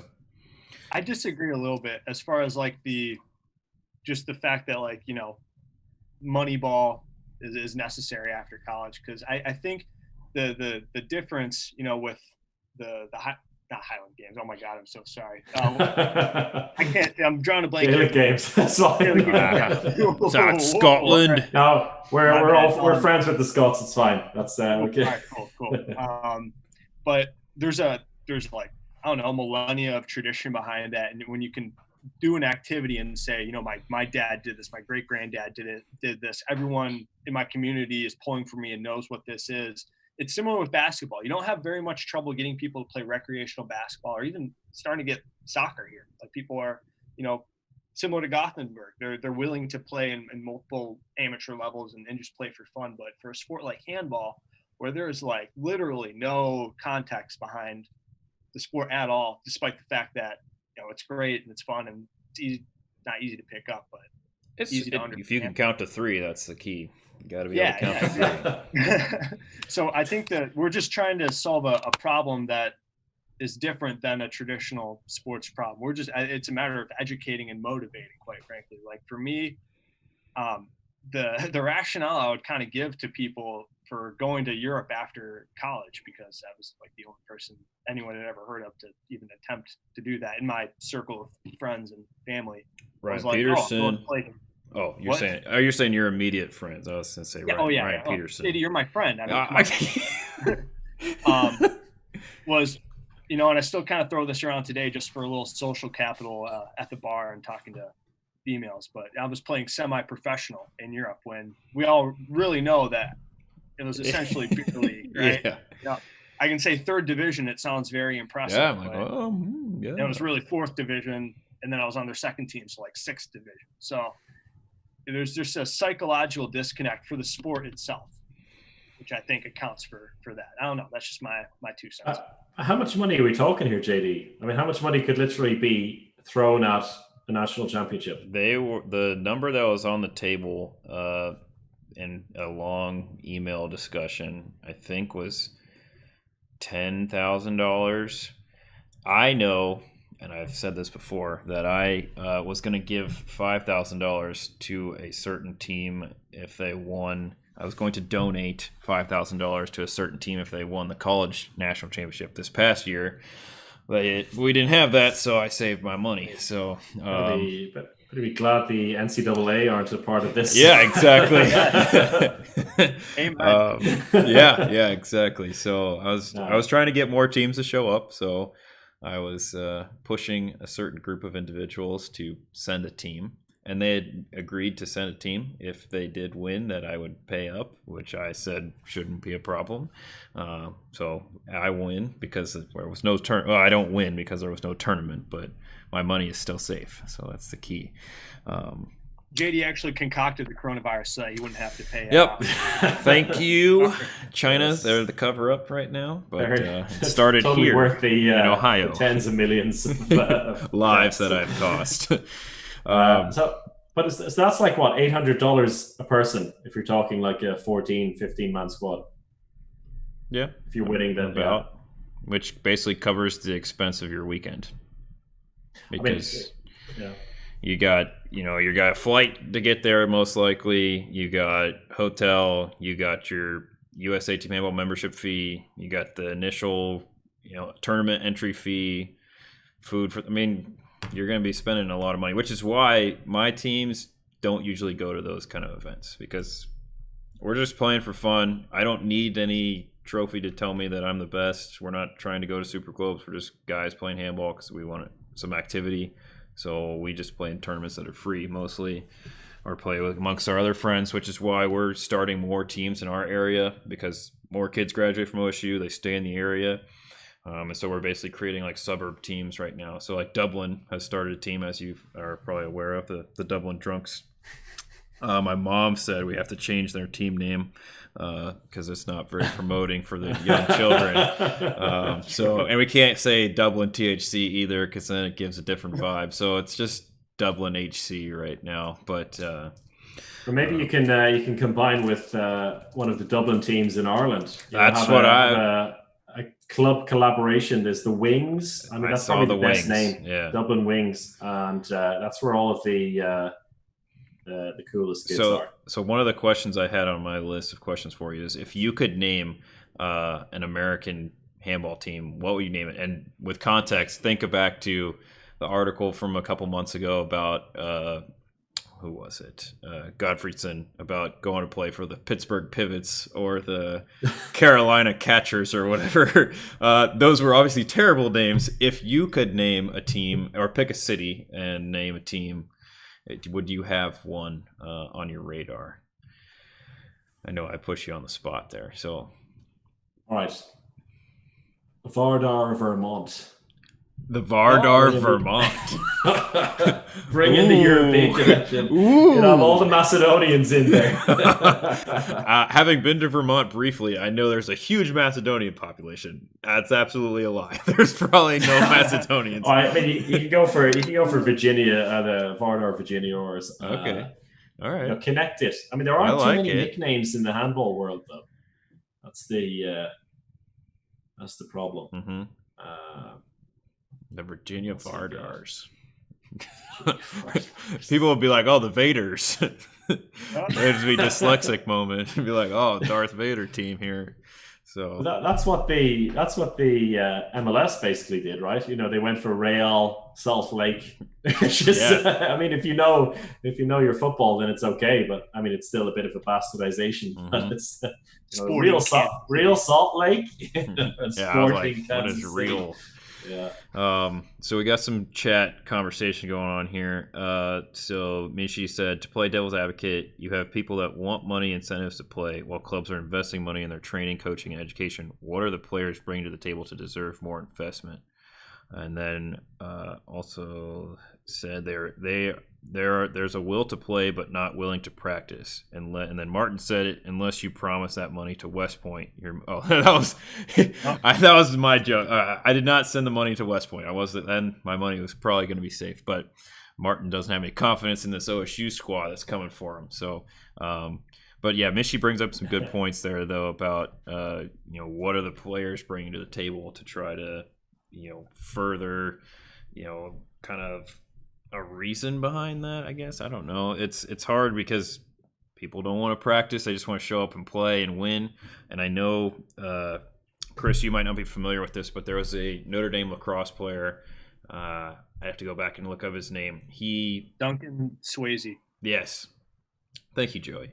And you probably might have seen this on Twitter, actually, Chris, but he lived in the Southern California area and saw people playing handball. I think it was beach handball first, and he just got some of his buddies that were former like USC volleyball players, a couple of football players from some other D1 schools, and they got together and they played in that tournament and won. So they just showed up, played, and won. Okay. Then they took it the next step further and they played in the indoor, like there was a tournament in LA and they played in that and they finished second because the referees, I guess, tried to pull a fast one on them. It sounded like they were supposed to win based on his story. I guess it came down to the wire. Point being is that you got a group of guys that are D1 athletes that just showed up and started playing the game. And I know that that's a big no, but that's kind of the problem I face with a lot of my guys, that they don't want to practice because they're like, I can put the ball in the back of the net, JD. What do I need to do? Like, I'm sorry. I'm like, you don't know handball. Like, there's so many like different aspects to that. From a defensive standpoint, you have to work. You have to know how to work with different people, because that's the biggest point. And I always draw it back to lacrosse. Like, if you're you're like the crease defenseman, like, you got to know when to do your coma slide, and then everybody else has to know when to slide down, because now you've left, somebody open basically. And that's why I personally feel that lacrosse players make an easy transition to handball, because that concept from a defensive standpoint, the concept of just the court in general, like spacing wise, it's the same, maybe a little bit tighter means of attack. But I always struggle with my guys because there's never any help defense. Basketball, you always get back to they call it the hat or whatever. That's what we call it in lacrosse. But you get back to the goal, and then you find a guy from there, especially in transition situation. And our guys, like, they play right on the 6A. So then when they get beat, it's a goal. But if they are playing a more aggressive style, like a South American style, or maybe the Armada, we normally play a 4-2, but when we don't have two key people, we're not playing the 4-2, and so then everybody sits back on the 6 and gets beat. But if they pressure a little bit and they get beat, somebody can slide over and help them out. So when you don't have not daily, but just practices with the people around you, you don't know what those tendencies are to try to help out, I guess. And then you just leave goalies like Joey and I hanging out to dry, and nothing like getting shots ripped at you from 6 all day. So, but I mean, surely the desire not to get beaten by a bunch of guys who have never played the sport before is enough of a reason. I mean, also if you've got players who can actually play or have the basics, and the difference is like learning some defensive and attacking concepts and systems would take you to win a championship, then I mean, surely that's enough inspiration. So it's not just a bunch of headless chickens running up and down against each other. But I mean, it's hard to. I mean, you mentioned there, like, with the $10,000 would pay for everybody's expenses. I think that's probably something that you would want to aim for first. That all of these teams coming over don't have to pay $1,000 each in the first place. Like, I don't know. There's no so entry fees will be taken care of.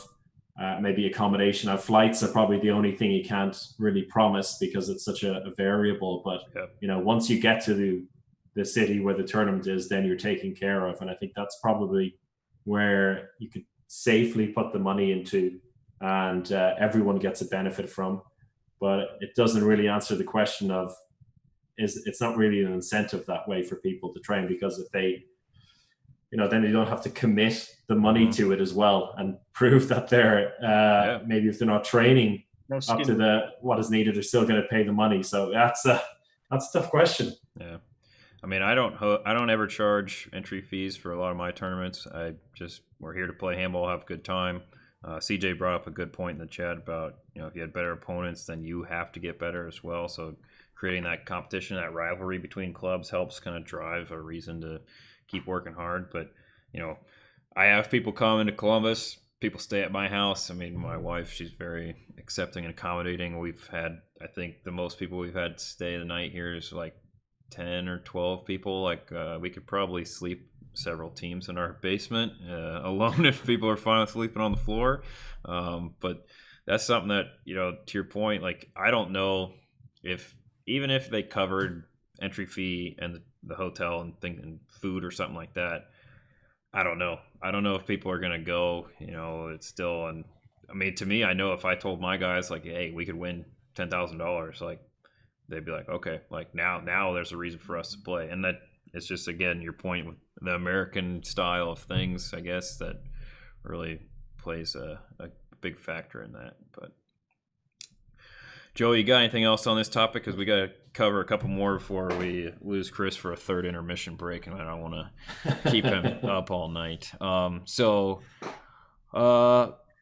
just one thing to add, I guess, like an additional challenge to that too is the fact that if Detroit wanted to play Columbus, which is the closest club, it's a 4-hour drive one way. That and if you're driving with Max, it's 6. Yeah. Okay. Well, like that's an additional problem based in the U.S. because I think it's easier for people to follow a team when they're playing like one-off games and playing fairly consistently. Whereas currently, you take one weekend in November, one weekend in December, and you're either going to Chicago or going to San Francisco, and you don't know what the schedule is going to be like. It's just it's a crapshoot. Yeah, it's just amateur, but I don't know. There's a lot of problems. Yeah, Joey and I are working on creating a more like organized schedule between our clubs, and I think that's something that I've struggled with creating a conference here in Ohio is that you can't get people to commit to something, especially college kids. We have a lot of college teams in our area, and those kids, fall. You have to accommodate football first. So everything has to be based around football schedule. So you can't, like for instance, college nationals this year. Penn State wanted me to reschedule college nationals because they had a spring football practice, a spring football scrimmage. They wanted me to reschedule college nationals because they had the blue and white game, which is all the D1 teams have their, spring game. We call it just spring game. It's just, you go once in your life, you've seen it. It's a glorified practice that the team can make more money on because you got parking tickets, the whole 9 yards. It's, but they're like, well, this is our senior year. We got to make sure we get out there to party and stuff. And I was like, all right, I'm not going to change things because you want to go party for a practice. Like if you want to play in a national championship, then this is your chance. But so it's tough for us to try to accommodate that a lot of times. But Joey and I, because we're on the same wavelength, we can organize a little bit better between our clubs, which will create a more like schedule that we can share with people like a couple months in advance so that people can actually go to these games and things like that. So I don't know if you face the same problems or that clubs face the same problems in Ireland, or even at the lower level Swedish level, but I assume not. No, I mean in Sweden they just set the schedule and then you have to be a part of it. That's it. I mean the season is relatively short, and I think in comparison to the highest levels where you have September until June in Sweden, and once it goes down to like the regional levels, it's September until March, and then you have like playoffs then to get into the higher levels if your team is there. In Ireland, there's a lot of university teams that play in the top, like in the senior league. So you have to take exams and stuff like that into consideration, but nothing to the same extent as like taking a completely different sport, which none of the players have anything to do with. There's no time. I mean, that's like I don't know. It's like saying that there's a rugby international on, so we're going to have to not play. We have to go and watch instead. So that's a very particular issue, and I think all you can do is, as you said you were going to do, like plan it so far in advance that the players don't have any excuses. It's like, there's your dates. If you want to play handball, you play handball. If you want to watch college football, you watch college football. Kick rocks if you want to watch college football. I'm a season ticket holder, so I can't speak. But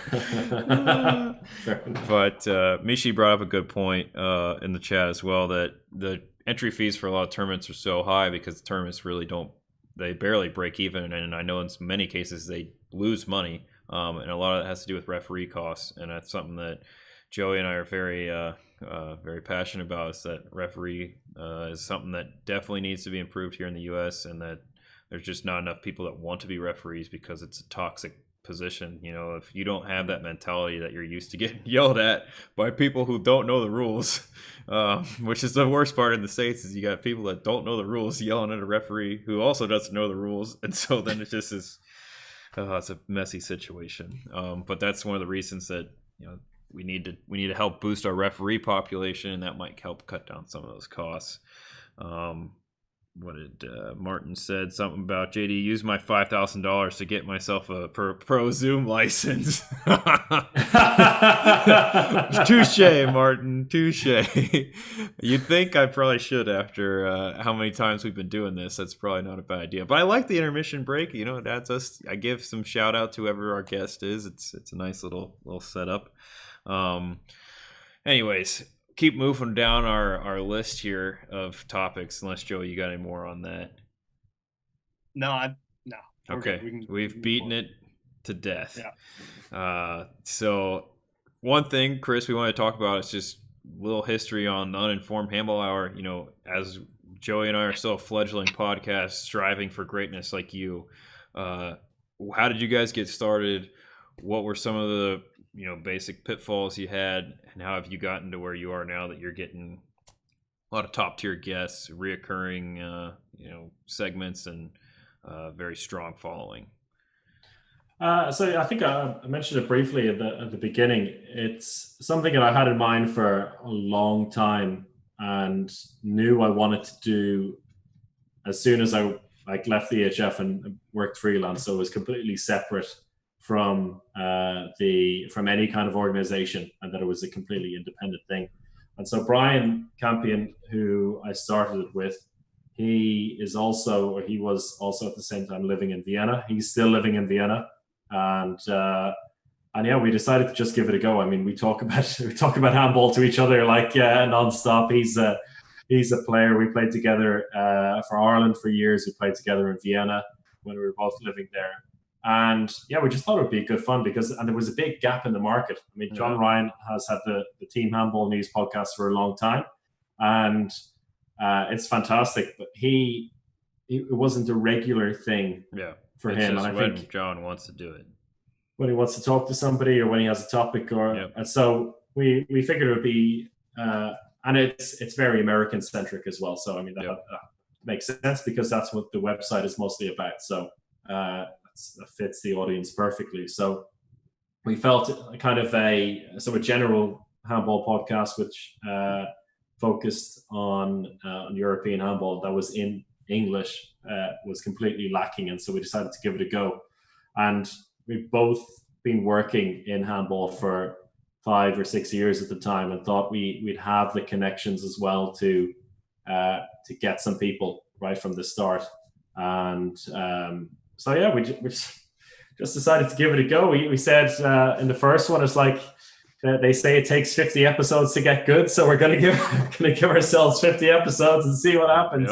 And it turned out to be something that people like, and we just have a blast doing it. And brought Alex in after a year because Brian went off to Brazil for 3 months to go find himself, as he do in his late 20s. He had a blast, but it left me down a man. So I brought in the next biggest handball nerd I knew, and that was Alex, who I think for the entire year was like dreaming of being a guest on the podcast. So let alone a host.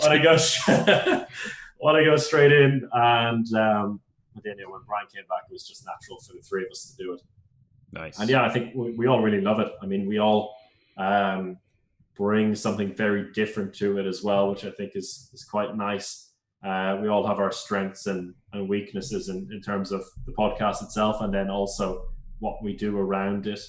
like in terms of promotion or like getting people coming up with videos and stuff. We all have our different jobs that we focus on around that, and yeah, I mean, it's a great excuse for us to talk handball. We've managed to make a lot of great connections for it as well, and it's become a bit of a brand builder for us as well, particularly myself and Brian, who work in the industry.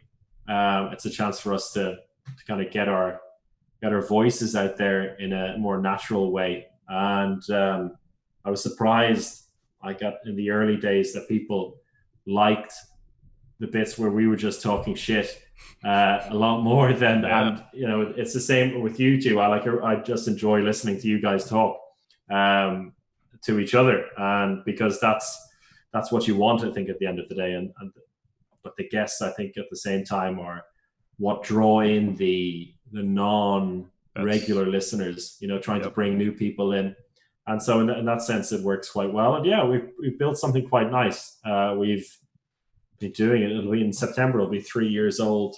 And in January was a big kind of big moment for us that we were official partners with the Euro, which was awesome for us. Getting paid to do the podcast was pretty sweet, and yeah, exactly. And so we never wanted to like try and monetize it in any way besides either something that we believed in or some kind of partnership like that. I mean, we'll talk about handball till the cows come home, and that's what we're doing. So being able to do that for the Euro was great for us, and hopefully we'll have a few more of those partnerships as time goes on. And yeah, it's surprising like how it spread. I mean, during the Euro we had, I think, 122 countries, like listeners from 122 countries, which is absolutely nuts. And that's only, you know, the listeners you can that have downloaded. Like, I mean, podcasting is still kind of Wild West. You don't always know exactly how many people are listening because streams don't always kind of translate to the platform you're on. All you can really base it on is download. So that was awesome. And, you know, seeing the countries they come from. And the nice thing about the States as well is that I think on a regular basis, it's in like our top 5 in terms of. All right. There we go, America. Surprising. Like we're saying, like getting thousands of people every month downloading from the US, and like, are there really that many people? Turns out, man, it's all those people. Donks. All those handballist donks. So that's nice. And I mean, it's great. It's great for us as well, and particularly for me, just to get to talk to the players and coaches and journalists on a more chilled level, because you know, most of the time when you're working at events, you have like 2 minutes with them in the after a game, or you do a post-match interview, and it's like really short and sharp, and it's nothing personal. And then, you know, there are times we get to sit down over Zoom, or sometimes sit down in person with someone and talk for 20 or 30 minutes, and it's just it's a real personal connection. Then I think you can't do that on any other medium. So that's something that really inspires me as well. And just getting to have a set time every couple of weeks to sit down with Brian and Alex is nice. Yeah, I'm a big fan of what you guys do. It always is nice and crisp and legitimate production. So Joey and I have something to work towards in the future. But it seems like you guys always, you know, especially having the EHF coverage or the Euro coverage. Like when I went to meet up with you, you know, people don't realize that Chris was a VIP, and I went to go say hi, and the guy stopped me. He's like, whoa, where's your VIP badge? I was like, okay, my bad. So he had to come sit down, you know, with us with the plebes section for us common folks. But yeah, it's been great. I mean, it's been a crazy story, and I think like Joey and I, we do this just for fun. I know there's a lot of people that have asked me like, oh, JD, why aren't you and Joey doing it this way? Why aren't you doing this way? You should have so-and-so on. You should have so-and-so on. And like, we're very much focused. Like, you were kind of an exception, I think, to like our normal streak here. Is like what we're trying to do is just get people that aren't affiliated with handball to broaden our handball audience, you know? our most viewed episode right now is from Melissa Galifo Garcia, who's the owner, operator, president, co-founder, founder, female boss lady of Columbus Futsal, and that's something that we got their audience to tune in and watch. And then Joey had the Detroit minor league report guys, their commentators, and they do all of the following behind that, and that another great episode. So we're just trying to get people that are sports people that. You're our favorite, though, so far, just to clarify. That's why we're at at almost 2 hours here, which is crazy. Going to part 4 soon, huh? Oh man! I think it's a great approach, and I mean, all you can do is do what you want to do. Yeah. I mean, that's we've among the three of us, we've rarely kind of disagreed on a guest or a topic, because we all just get, at the end of the day, say what we want to talk about, and we fit it in some way. And nobody ever really comes to us and saying you should get this person or that person. Get people saying they'd like to be on, but for the most part, nobody complains about it. And I think they just, because they see and hear that we're having fun with it. Mm-hmm. We're not trying to be anything that we're not. In a way, we're just trying to shooting straight, handball, have a bit of fun, shoot straight. And I had a question for you two about the straight podcast. Here we battle. go. Maybe that's for part 4. Oh boy, I'm tempted to just end now and come right back with that fire. Well, it's been great having you on, Chris. Great talking. It's not. No. I'm saying we should refresh. So I think we should take our. Can we take an intermission? Are we cool to restart here, because we're gonna get cut off? Joey, is that good? Let's do it. Yeah, Chris, good. Cool. Okay. Good. Chris, you're awesome, by the way. I'm really every time we're getting close, I'm like, I hope he wants to keep talking. Nah, sure. Chris is the man. It's only 10 to midnight. Got plenty of time. Folks, I hope you're feeling the heat here as we go into our hopefully final segment. Not hopefully. I'm not trying to say we're going to cut Chris off short here, but it is very late for him, so we're trying to be accommodating to his sleep schedule while also having an entertaining conversation. So hopefully, if you got any more questions coming up, I'm trying to catch everybody. Some of the color schemes, I can't read exactly who's saying what. I'm trying to be quick on the whip. But I hope everybody's enjoying it. It's been a nice, exciting conversation with Chris. Again, we have to switch our cameras here, I think. Things are getting good now. The heat is on. The heat is on. Yeah, this was one of our last points that I know that I wanted to bring up to the audience. So, or at least Chris asked him how to get a Swedish wife. That's my one. I think that's definitely possible. Still working on it. Still working on it. Oh, you guys crack me up, man. One moment while I reset. You guys swapped cameras again, so I gotta. The only pain with OBS, is I gotta constantly be like, oh, well, who's where? Who's this? Who's that? Up, down, left, right. So we'll be fine. Who was it?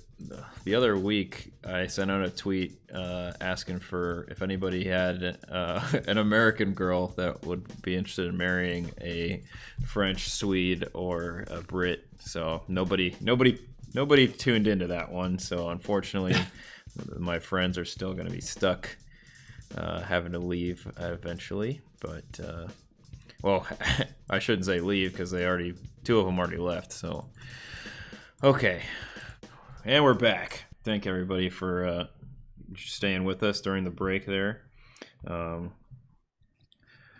What is this? JD, your live-in dog sitter has the Zoom license. Okay, well, I'll go upstairs and talk to her. We're actually housing some homeless people this week, so it's been a busy time here in our household. But anyways, we're happy to have all our shooters back. I don't think we lost anybody during the break.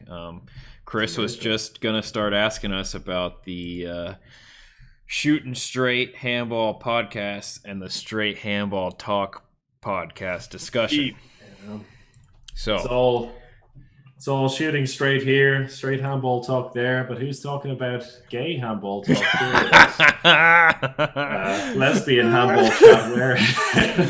It's a good point. Well, it's a good point. It's a good point. It brings up a good point. It's my friend. There's a bit of beef there, right? With beef the is an rights. understatement.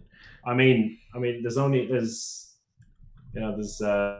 room in this town for plenty of handball podcasts. There's only room for two of us in this town. Yeah, that's something. I mean, are you allowed to talk about this? Yeah, of course. About your beef with NYC? Bring the lawyers. Bring them.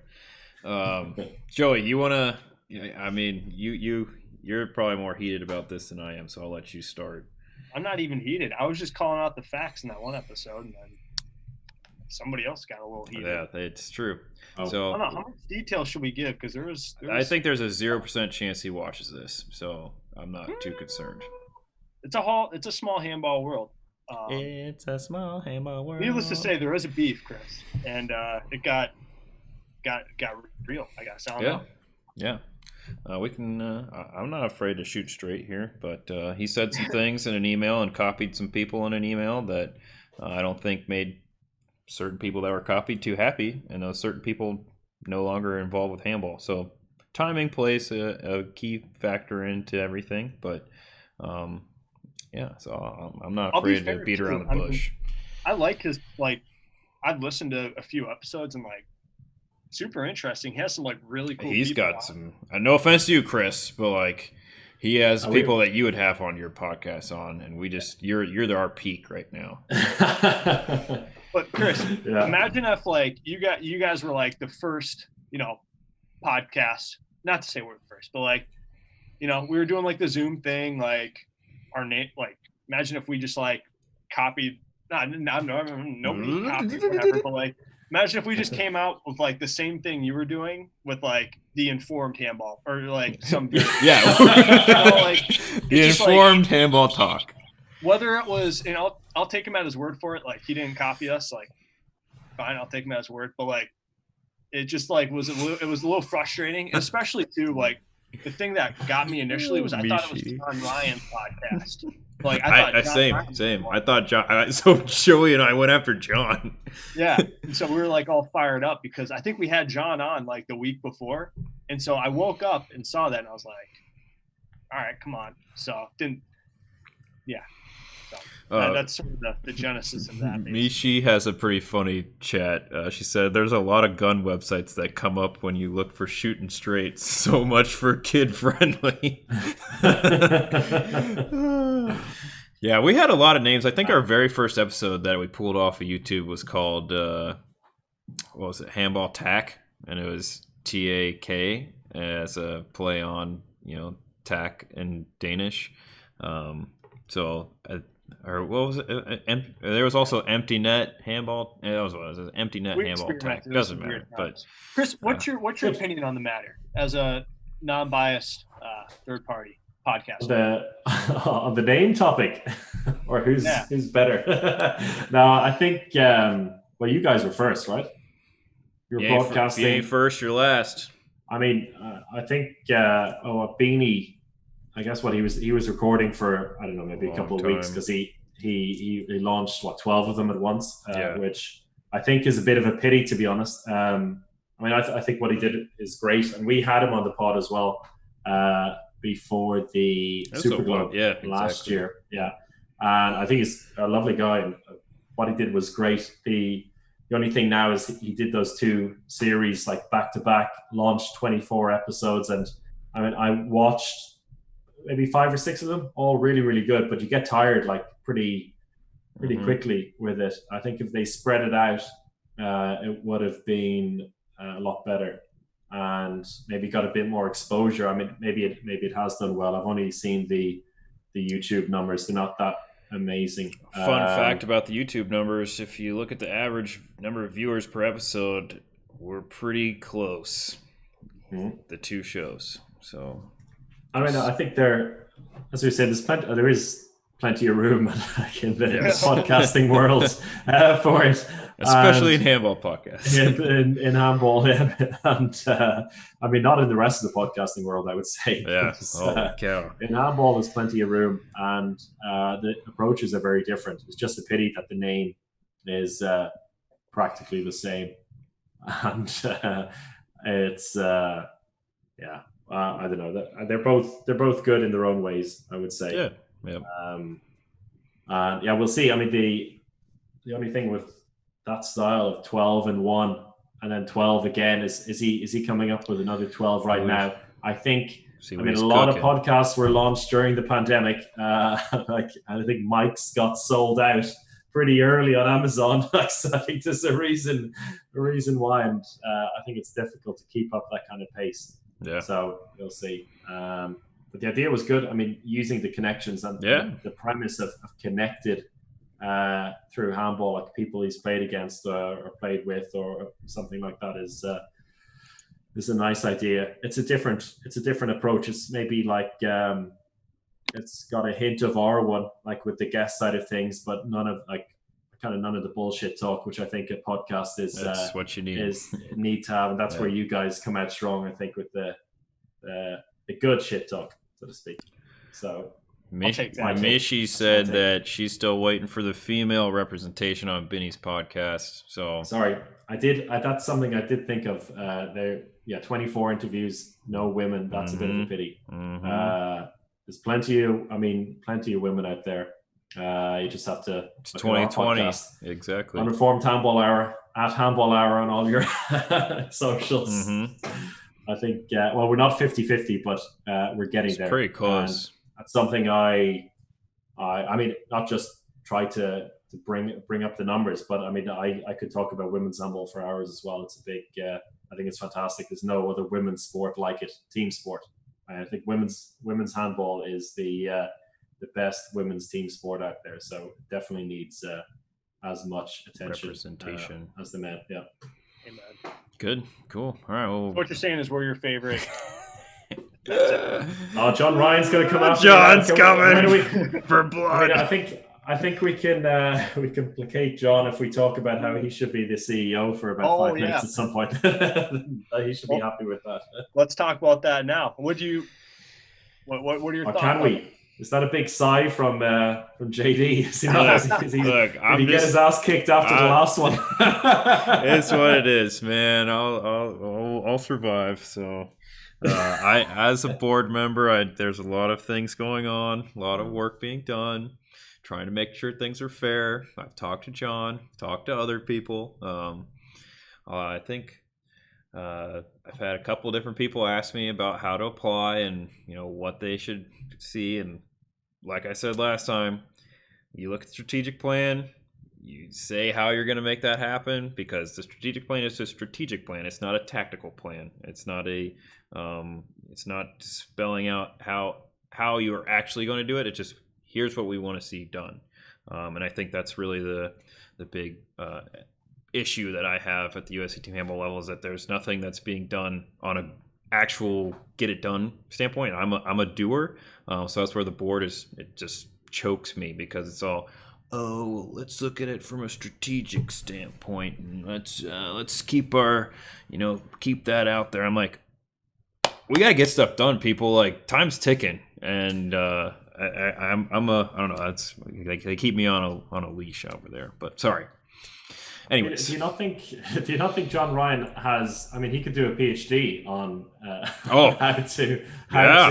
I mean, it's 6 different alternative approaches. He's sent me his stuff multiple times, and it's insane. I mean, the other thing with John is that nobody is more quick on the trigger as far as like you're having a conversation about something. Even mid conversation, he's like bringing up like previous stories that he had already written, and I'm just like, how are you grabbing these so quickly? So because I can't navigate his website that fast, but he sure knows exactly like time and date, like the ins and outs. So I mean, I think you guys talked about what kind of things you want, like the attributes of the CEO, and it seemed like Barry was he had his connections. I think he had a good name in the triathlon world, and he was very committed. And I think everything he did seemed to be working quite well. But if you want the commitment side of thing, the passion, I mean, there's literally, I think John moved to fucking Colorado, right? So he'd have a chance, so he'd be ready to take the job. I mean, what more do you want?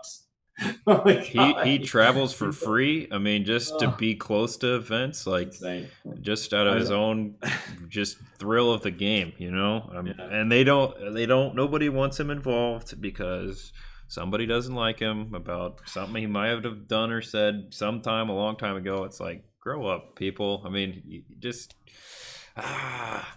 anyways, it would be refreshing to have a CEO or just like people in leadership on the board. And I think JD, you're one of the few people on the board who can name a professional handball player who can like John Ryan even telling this story when he was on, like he was watching, I can't remember what tournament it was, but he was watching live stream.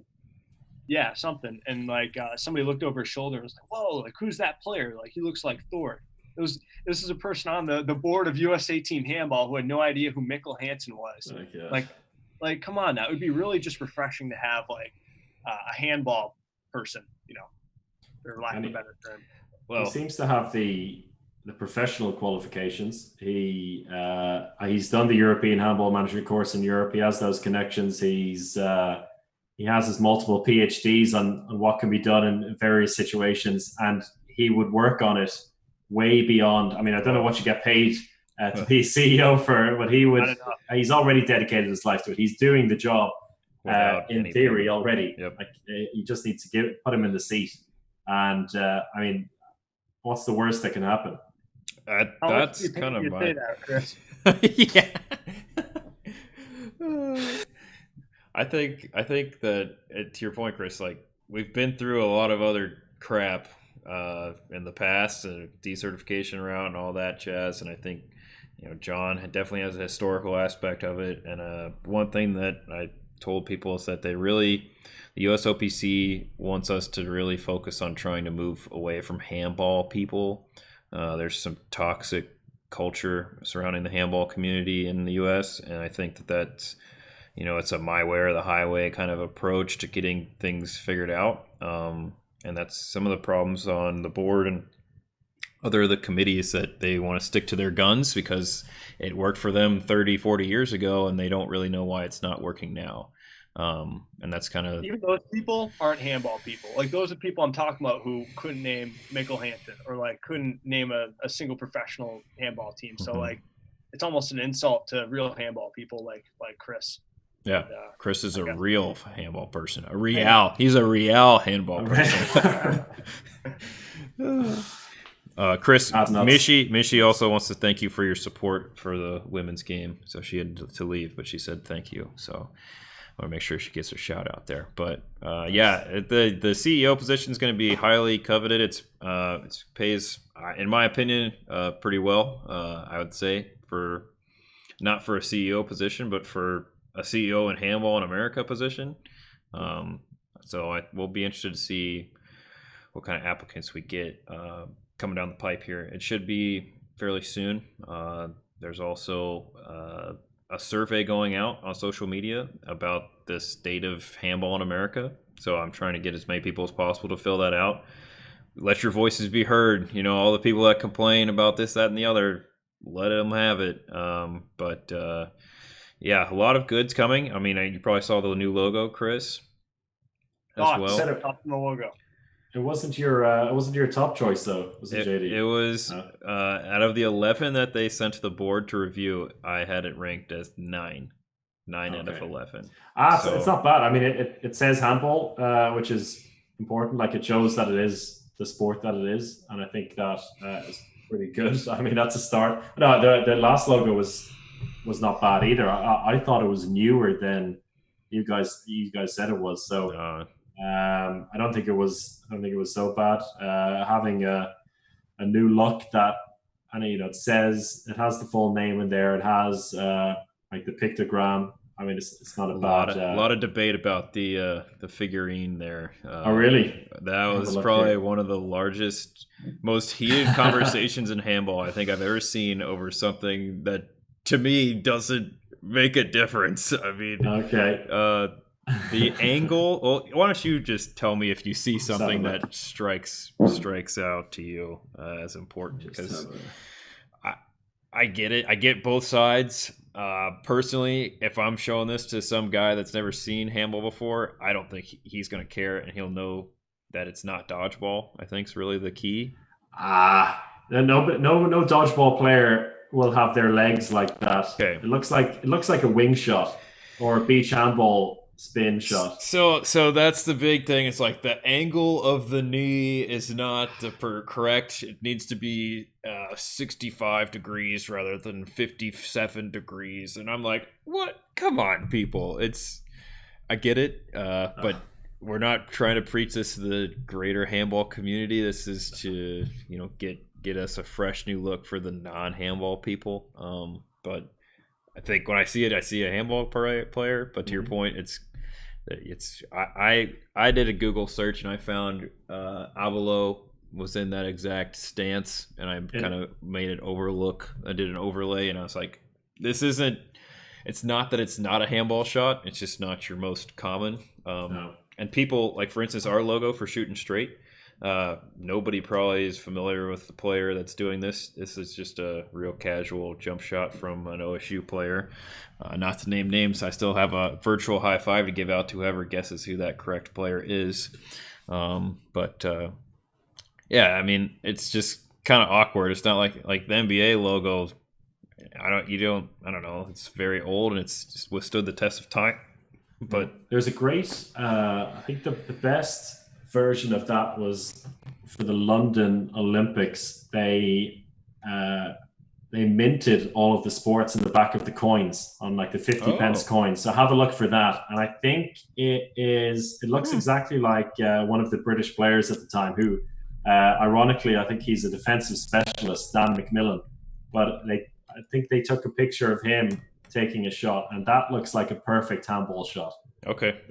It's like if you put in London 2012 handball coin, you'll find it, and that looks really, really good. But I think that was basically just modeled from Dan McMillan, who came to the British team via American football in Germany.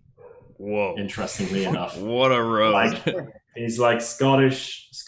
I think he's Scottish German or just Scottish, and was playing American football in Germany, and then became part of the talent ID program for the British team like 5 or 6 years before the Olympics, and ended up becoming their defensive specialist. So there you go. Cool, man. Don't tell Jay Cutler that. It took him a long time, and he wasn't a shooter. He was strictly kind defense. He was the defensive player. So still 5 or 6 years before the Olympics, I think is the key statement there. He wasn't firing missiles. Absolute firecracker. No pure arm speed there. Pure arm. That's right. Pure arm speed. Oh man. I can't find it now, but there was a pin from the 1988 Olympics, and it was like a Disney pin. And if I find it, I'll like send it to you guys. But it said handball, but then it was Donald Duck playing like Gaelic, like what we talking about. Like it was the biggest slap in the face. I can't even imagine seeing that and being like, all right, somebody didn't Google that before making that. Mm-hmm. But anyways, we drifted a bit from the CEO discussion. And, sorry, but yeah, it's going to be an interesting time. I think the time frame is hoping to have something figured out by November. That's still very much up in the air. Just in time for the other big election. So yeah, it'll be interesting. But yeah, Joey and I both, believed in Barry's energy, his pizzazz, his moxie.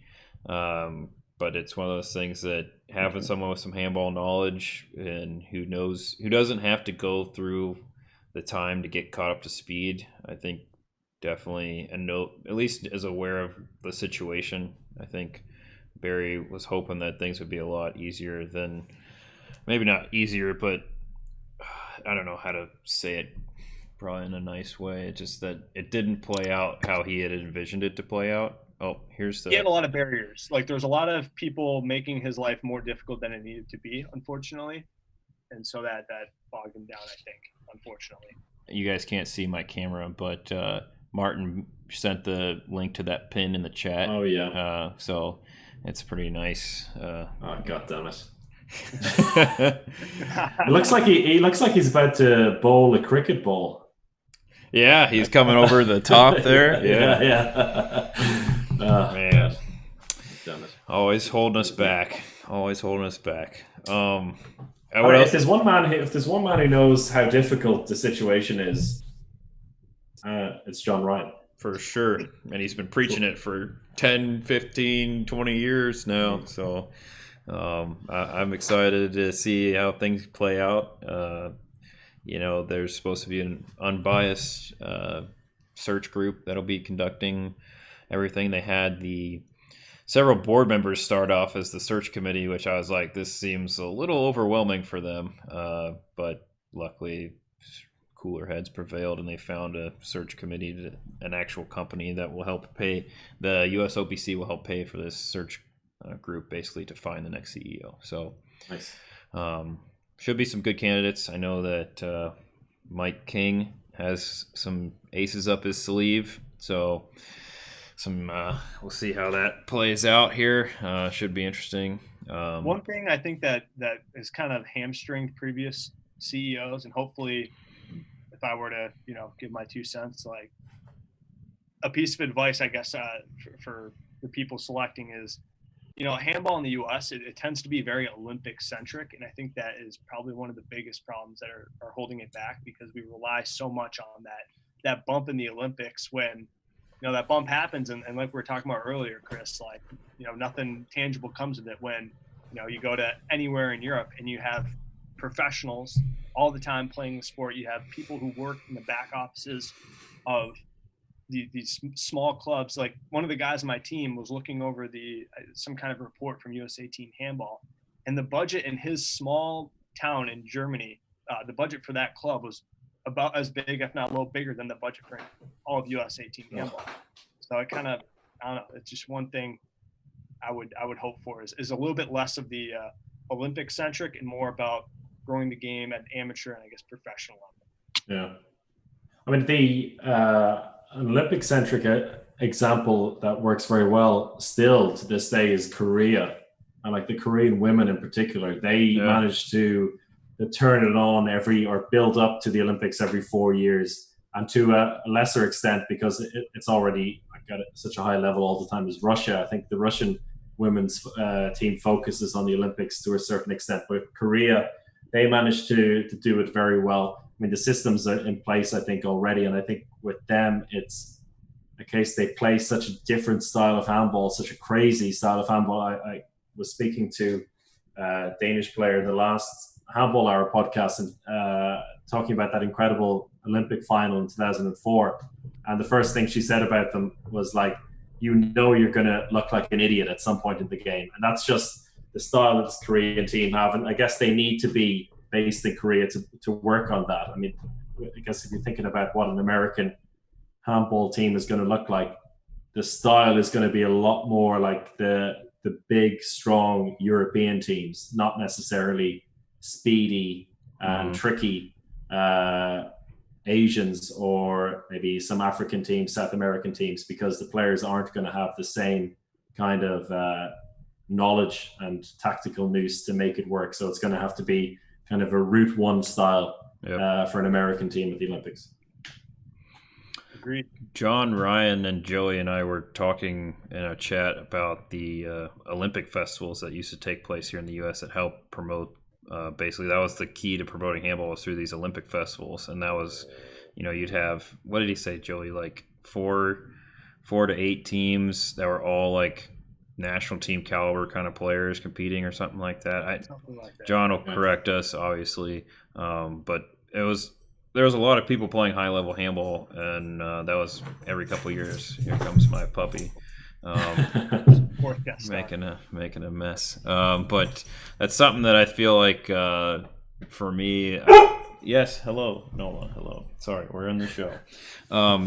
What I tie into that is like for me, the Arnold Classic, which is shout out the Arnold community, which is it's the largest sporting festival in the world. It's 4 times bigger than the Olympics. You have 81 different events and 22,000 athletes in a 4-day period. So it's a very very compact, takes up a lot of surface area throughout the city of Columbus, and they've now expanded to have one on every continent, obviously besides Antarctica. So they have the Arnold throughout the whole globe, and I've been lucky to get handball thrown into that, and they're very focused on promoting Olympic level events, mostly weightlifting and things like that, boxing. Fencing is huge with them, and so I've told them, I was like, hey, we really need some help here. You guys can help us with the promotion side. They're like, if you make your handball event like a national championship or a world championship or a world qualifier, like all of our other events, we will put you on the main stage, whatever needs to be done. And I was like, okay. So I've had conversations with people about making the Super Globe qualifier, happen there, because that's at least a larger scale event, and they're interested in that. And I don't think we could have U.S. championships there just because of the timing of it, because it's always the first weekend of March. But that'd be a ticket that I think you have close to 1 million people going through that event just over the course of a weekend, that people would show up to walk in and watch handball. Like, I watch Moss wrestling. Have you ever seen Moss wrestling before? Whenever I go to the Arnold that I'm not tied up with handball stuff, and I go actually to the Arnold, I go watch Moss wrestling. It's 2 guys. They sit, their feet are both on a 2x4, okay, and they sit across from each other holding a little dowel rod, probably I don't know, maybe a foot long, okay, and it's gotta be longer. It's gotta be longer than that, because they fit both. It might be a foot and a half, because they fit both their hands on, and your objective is to spin the other guy over so that his feet aren't on the board anymore. And it's just hilarious to watch. You just sit there, these 2 guys wrestling over basically a twig, and they're behemoth guys. I mean, they're some big guys.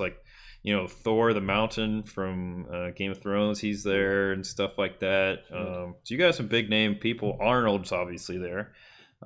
So not sure if anyone else has had a Arnold hold a handball in a picture like I have. So a little shout out there. Yeah, so that's kind of my thought on growing the game at that level. So I'm sorry I went on a big tangent there. Well, I never heard of that. That's pretty cool. Check it out. Yeah, so we'll get there one day. Joey, what else you got? I feel like there's one other point on the topics list that I wanted to ask Chris about before we... I'll just knock my last 2 questions out. But yeah, well, first off, this has been a blast, Chris. Thank you. No, thank you. Thanks for having me. Yeah, you're the one staying up late. This is the middle of the day for us. I work best between 7 and 12 in the evenings. I'm more of an evening guy. That's why the freelance life suits me better. I think. Yeah, for sure. So first off, what's it going to take for a club like Detroit or Columbus to become a Flensburg or a Vesprem, in your opinion? That's a tall order.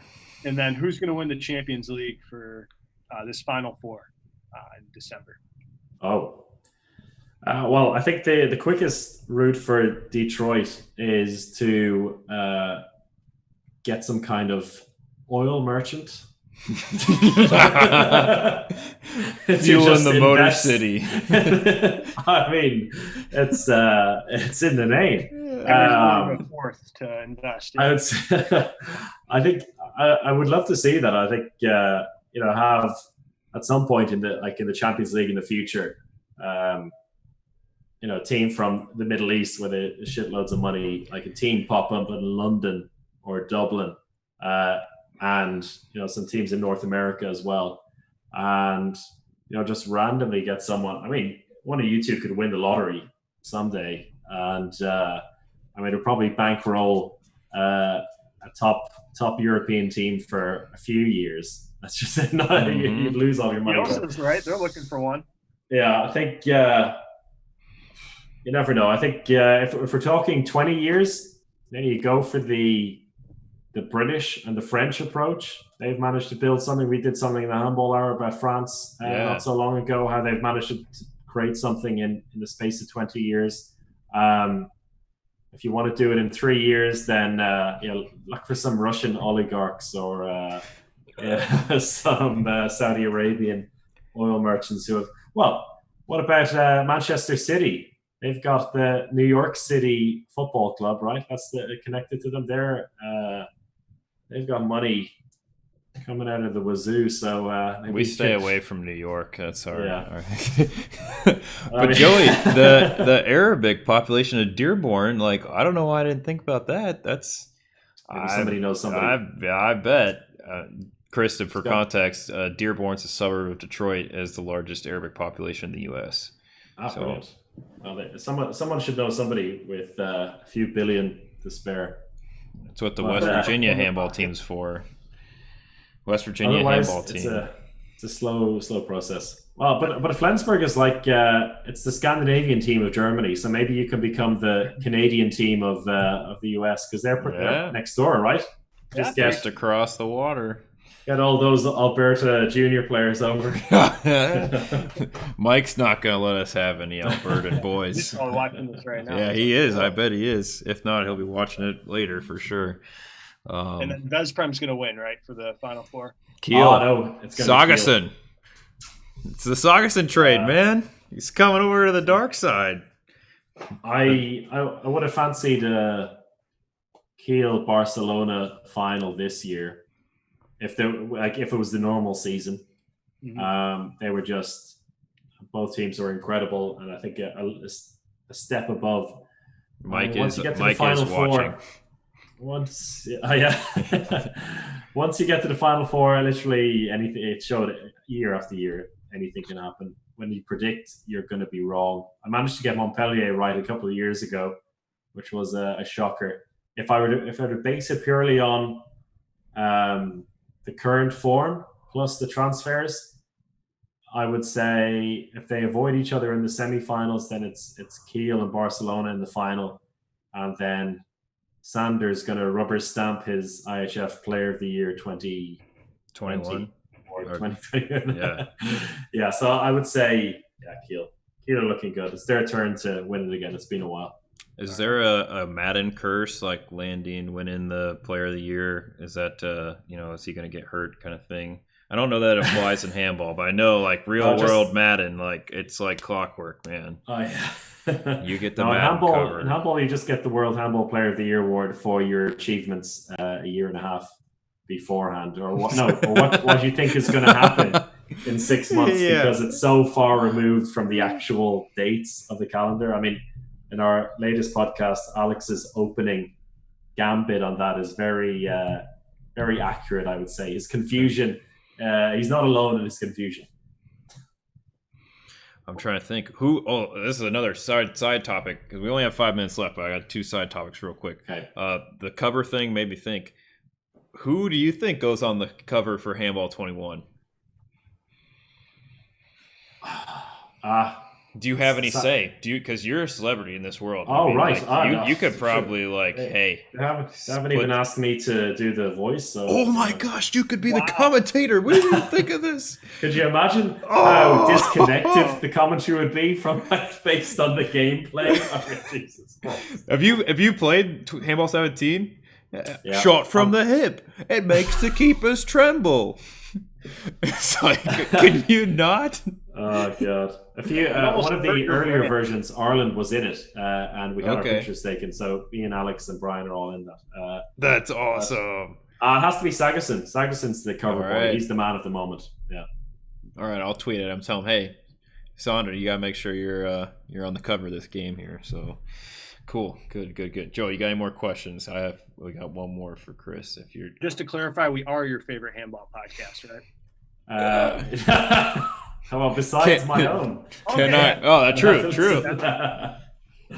God, John's gonna, Chris is getting a lot of late night flack for this, so we don't want to get him in too much trouble. I like all English language handball content is like top notch in my books. I'll take it all day, all night. All right, as we are burning the midnight oil for you. Last one I have is, what happened to the virtual pub hour? Like, I wanted to win more stuff. Like, at least have a chance. The summer happened. We figured that people were getting bored of the lockdown. In Europe, at least, people were becoming more free, and the summer evenings, people probably weren't so interested. So I think I'll push it again once maybe just before the new season. All right, we'll do it again. I'll be there. I think it was good fun. So we'll pick it up, and I think we'll have to make sure that the two of you are in it. Oh, hey, man. I'd be down. You might have to take a half day at some point to make it work. I'm getting a new job. So I'll figure it out. So yeah, we'll have you boys on that. It'll be it was a good fun the couple of times we did it, and I think once the don't let Brian make the questions. Jeez, those are impossible. Joey, do you know how tall the fountain at the Burj Khalifa is, or something like that? Obviously, come on, you know in that. meters. Well, meter. It throws you off now. We learned our lesson from there. It was a collective. He'll get his chance again. I think I'm next, and then it's Brian again. So we'll make it. I think Alex found a good middle ground. Yes, I agree. I liked Alex. To the extent that I won, so I'm not complaining. Good. All right. Well, thank you. Yeah. Thank you so much. Thanks for having me. That was good fun.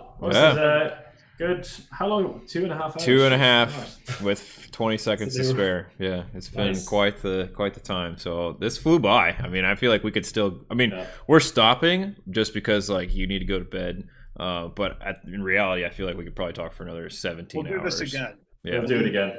Yeah, we'll get the other. Well, you boys have to come to Europe sometime. We'll do a live version. Oh, now we're talking. A crossover podcast over over some beers. Some pond hopping. So I just have to you make sure you get all your friends to start wearing masks, and we'll get this pandemic over with. Isn't that the tough one, man? It'll be another 10 years for America. So yeah, we'll see.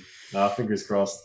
It'll be Oh, I forgot. I guess last little point there. Always keep pushing. If we don't have college sports, like handball needs to be like sent over hard. Yes. So you can help make that happen for us. So cool. If that's happening, I've got a job. So there we go. Everybody wins. Excellent. Cool. Good stuff, boys. Thanks you, Chris. Much. Have a fantastic evening. All right. Boys. Thanks for having me. Take care. As always, everybody, keep shooting. All right, Chris, thank you very much. And Chris is gone. We have less than a minute left on our show here. That was a good show. Hope everybody enjoyed it. We maintained a lot of viewers, which was great for our Twitch numbers. So thank you to everybody that tuned in. That is the wrong scene that I'm showing right now. That's not our closing scene.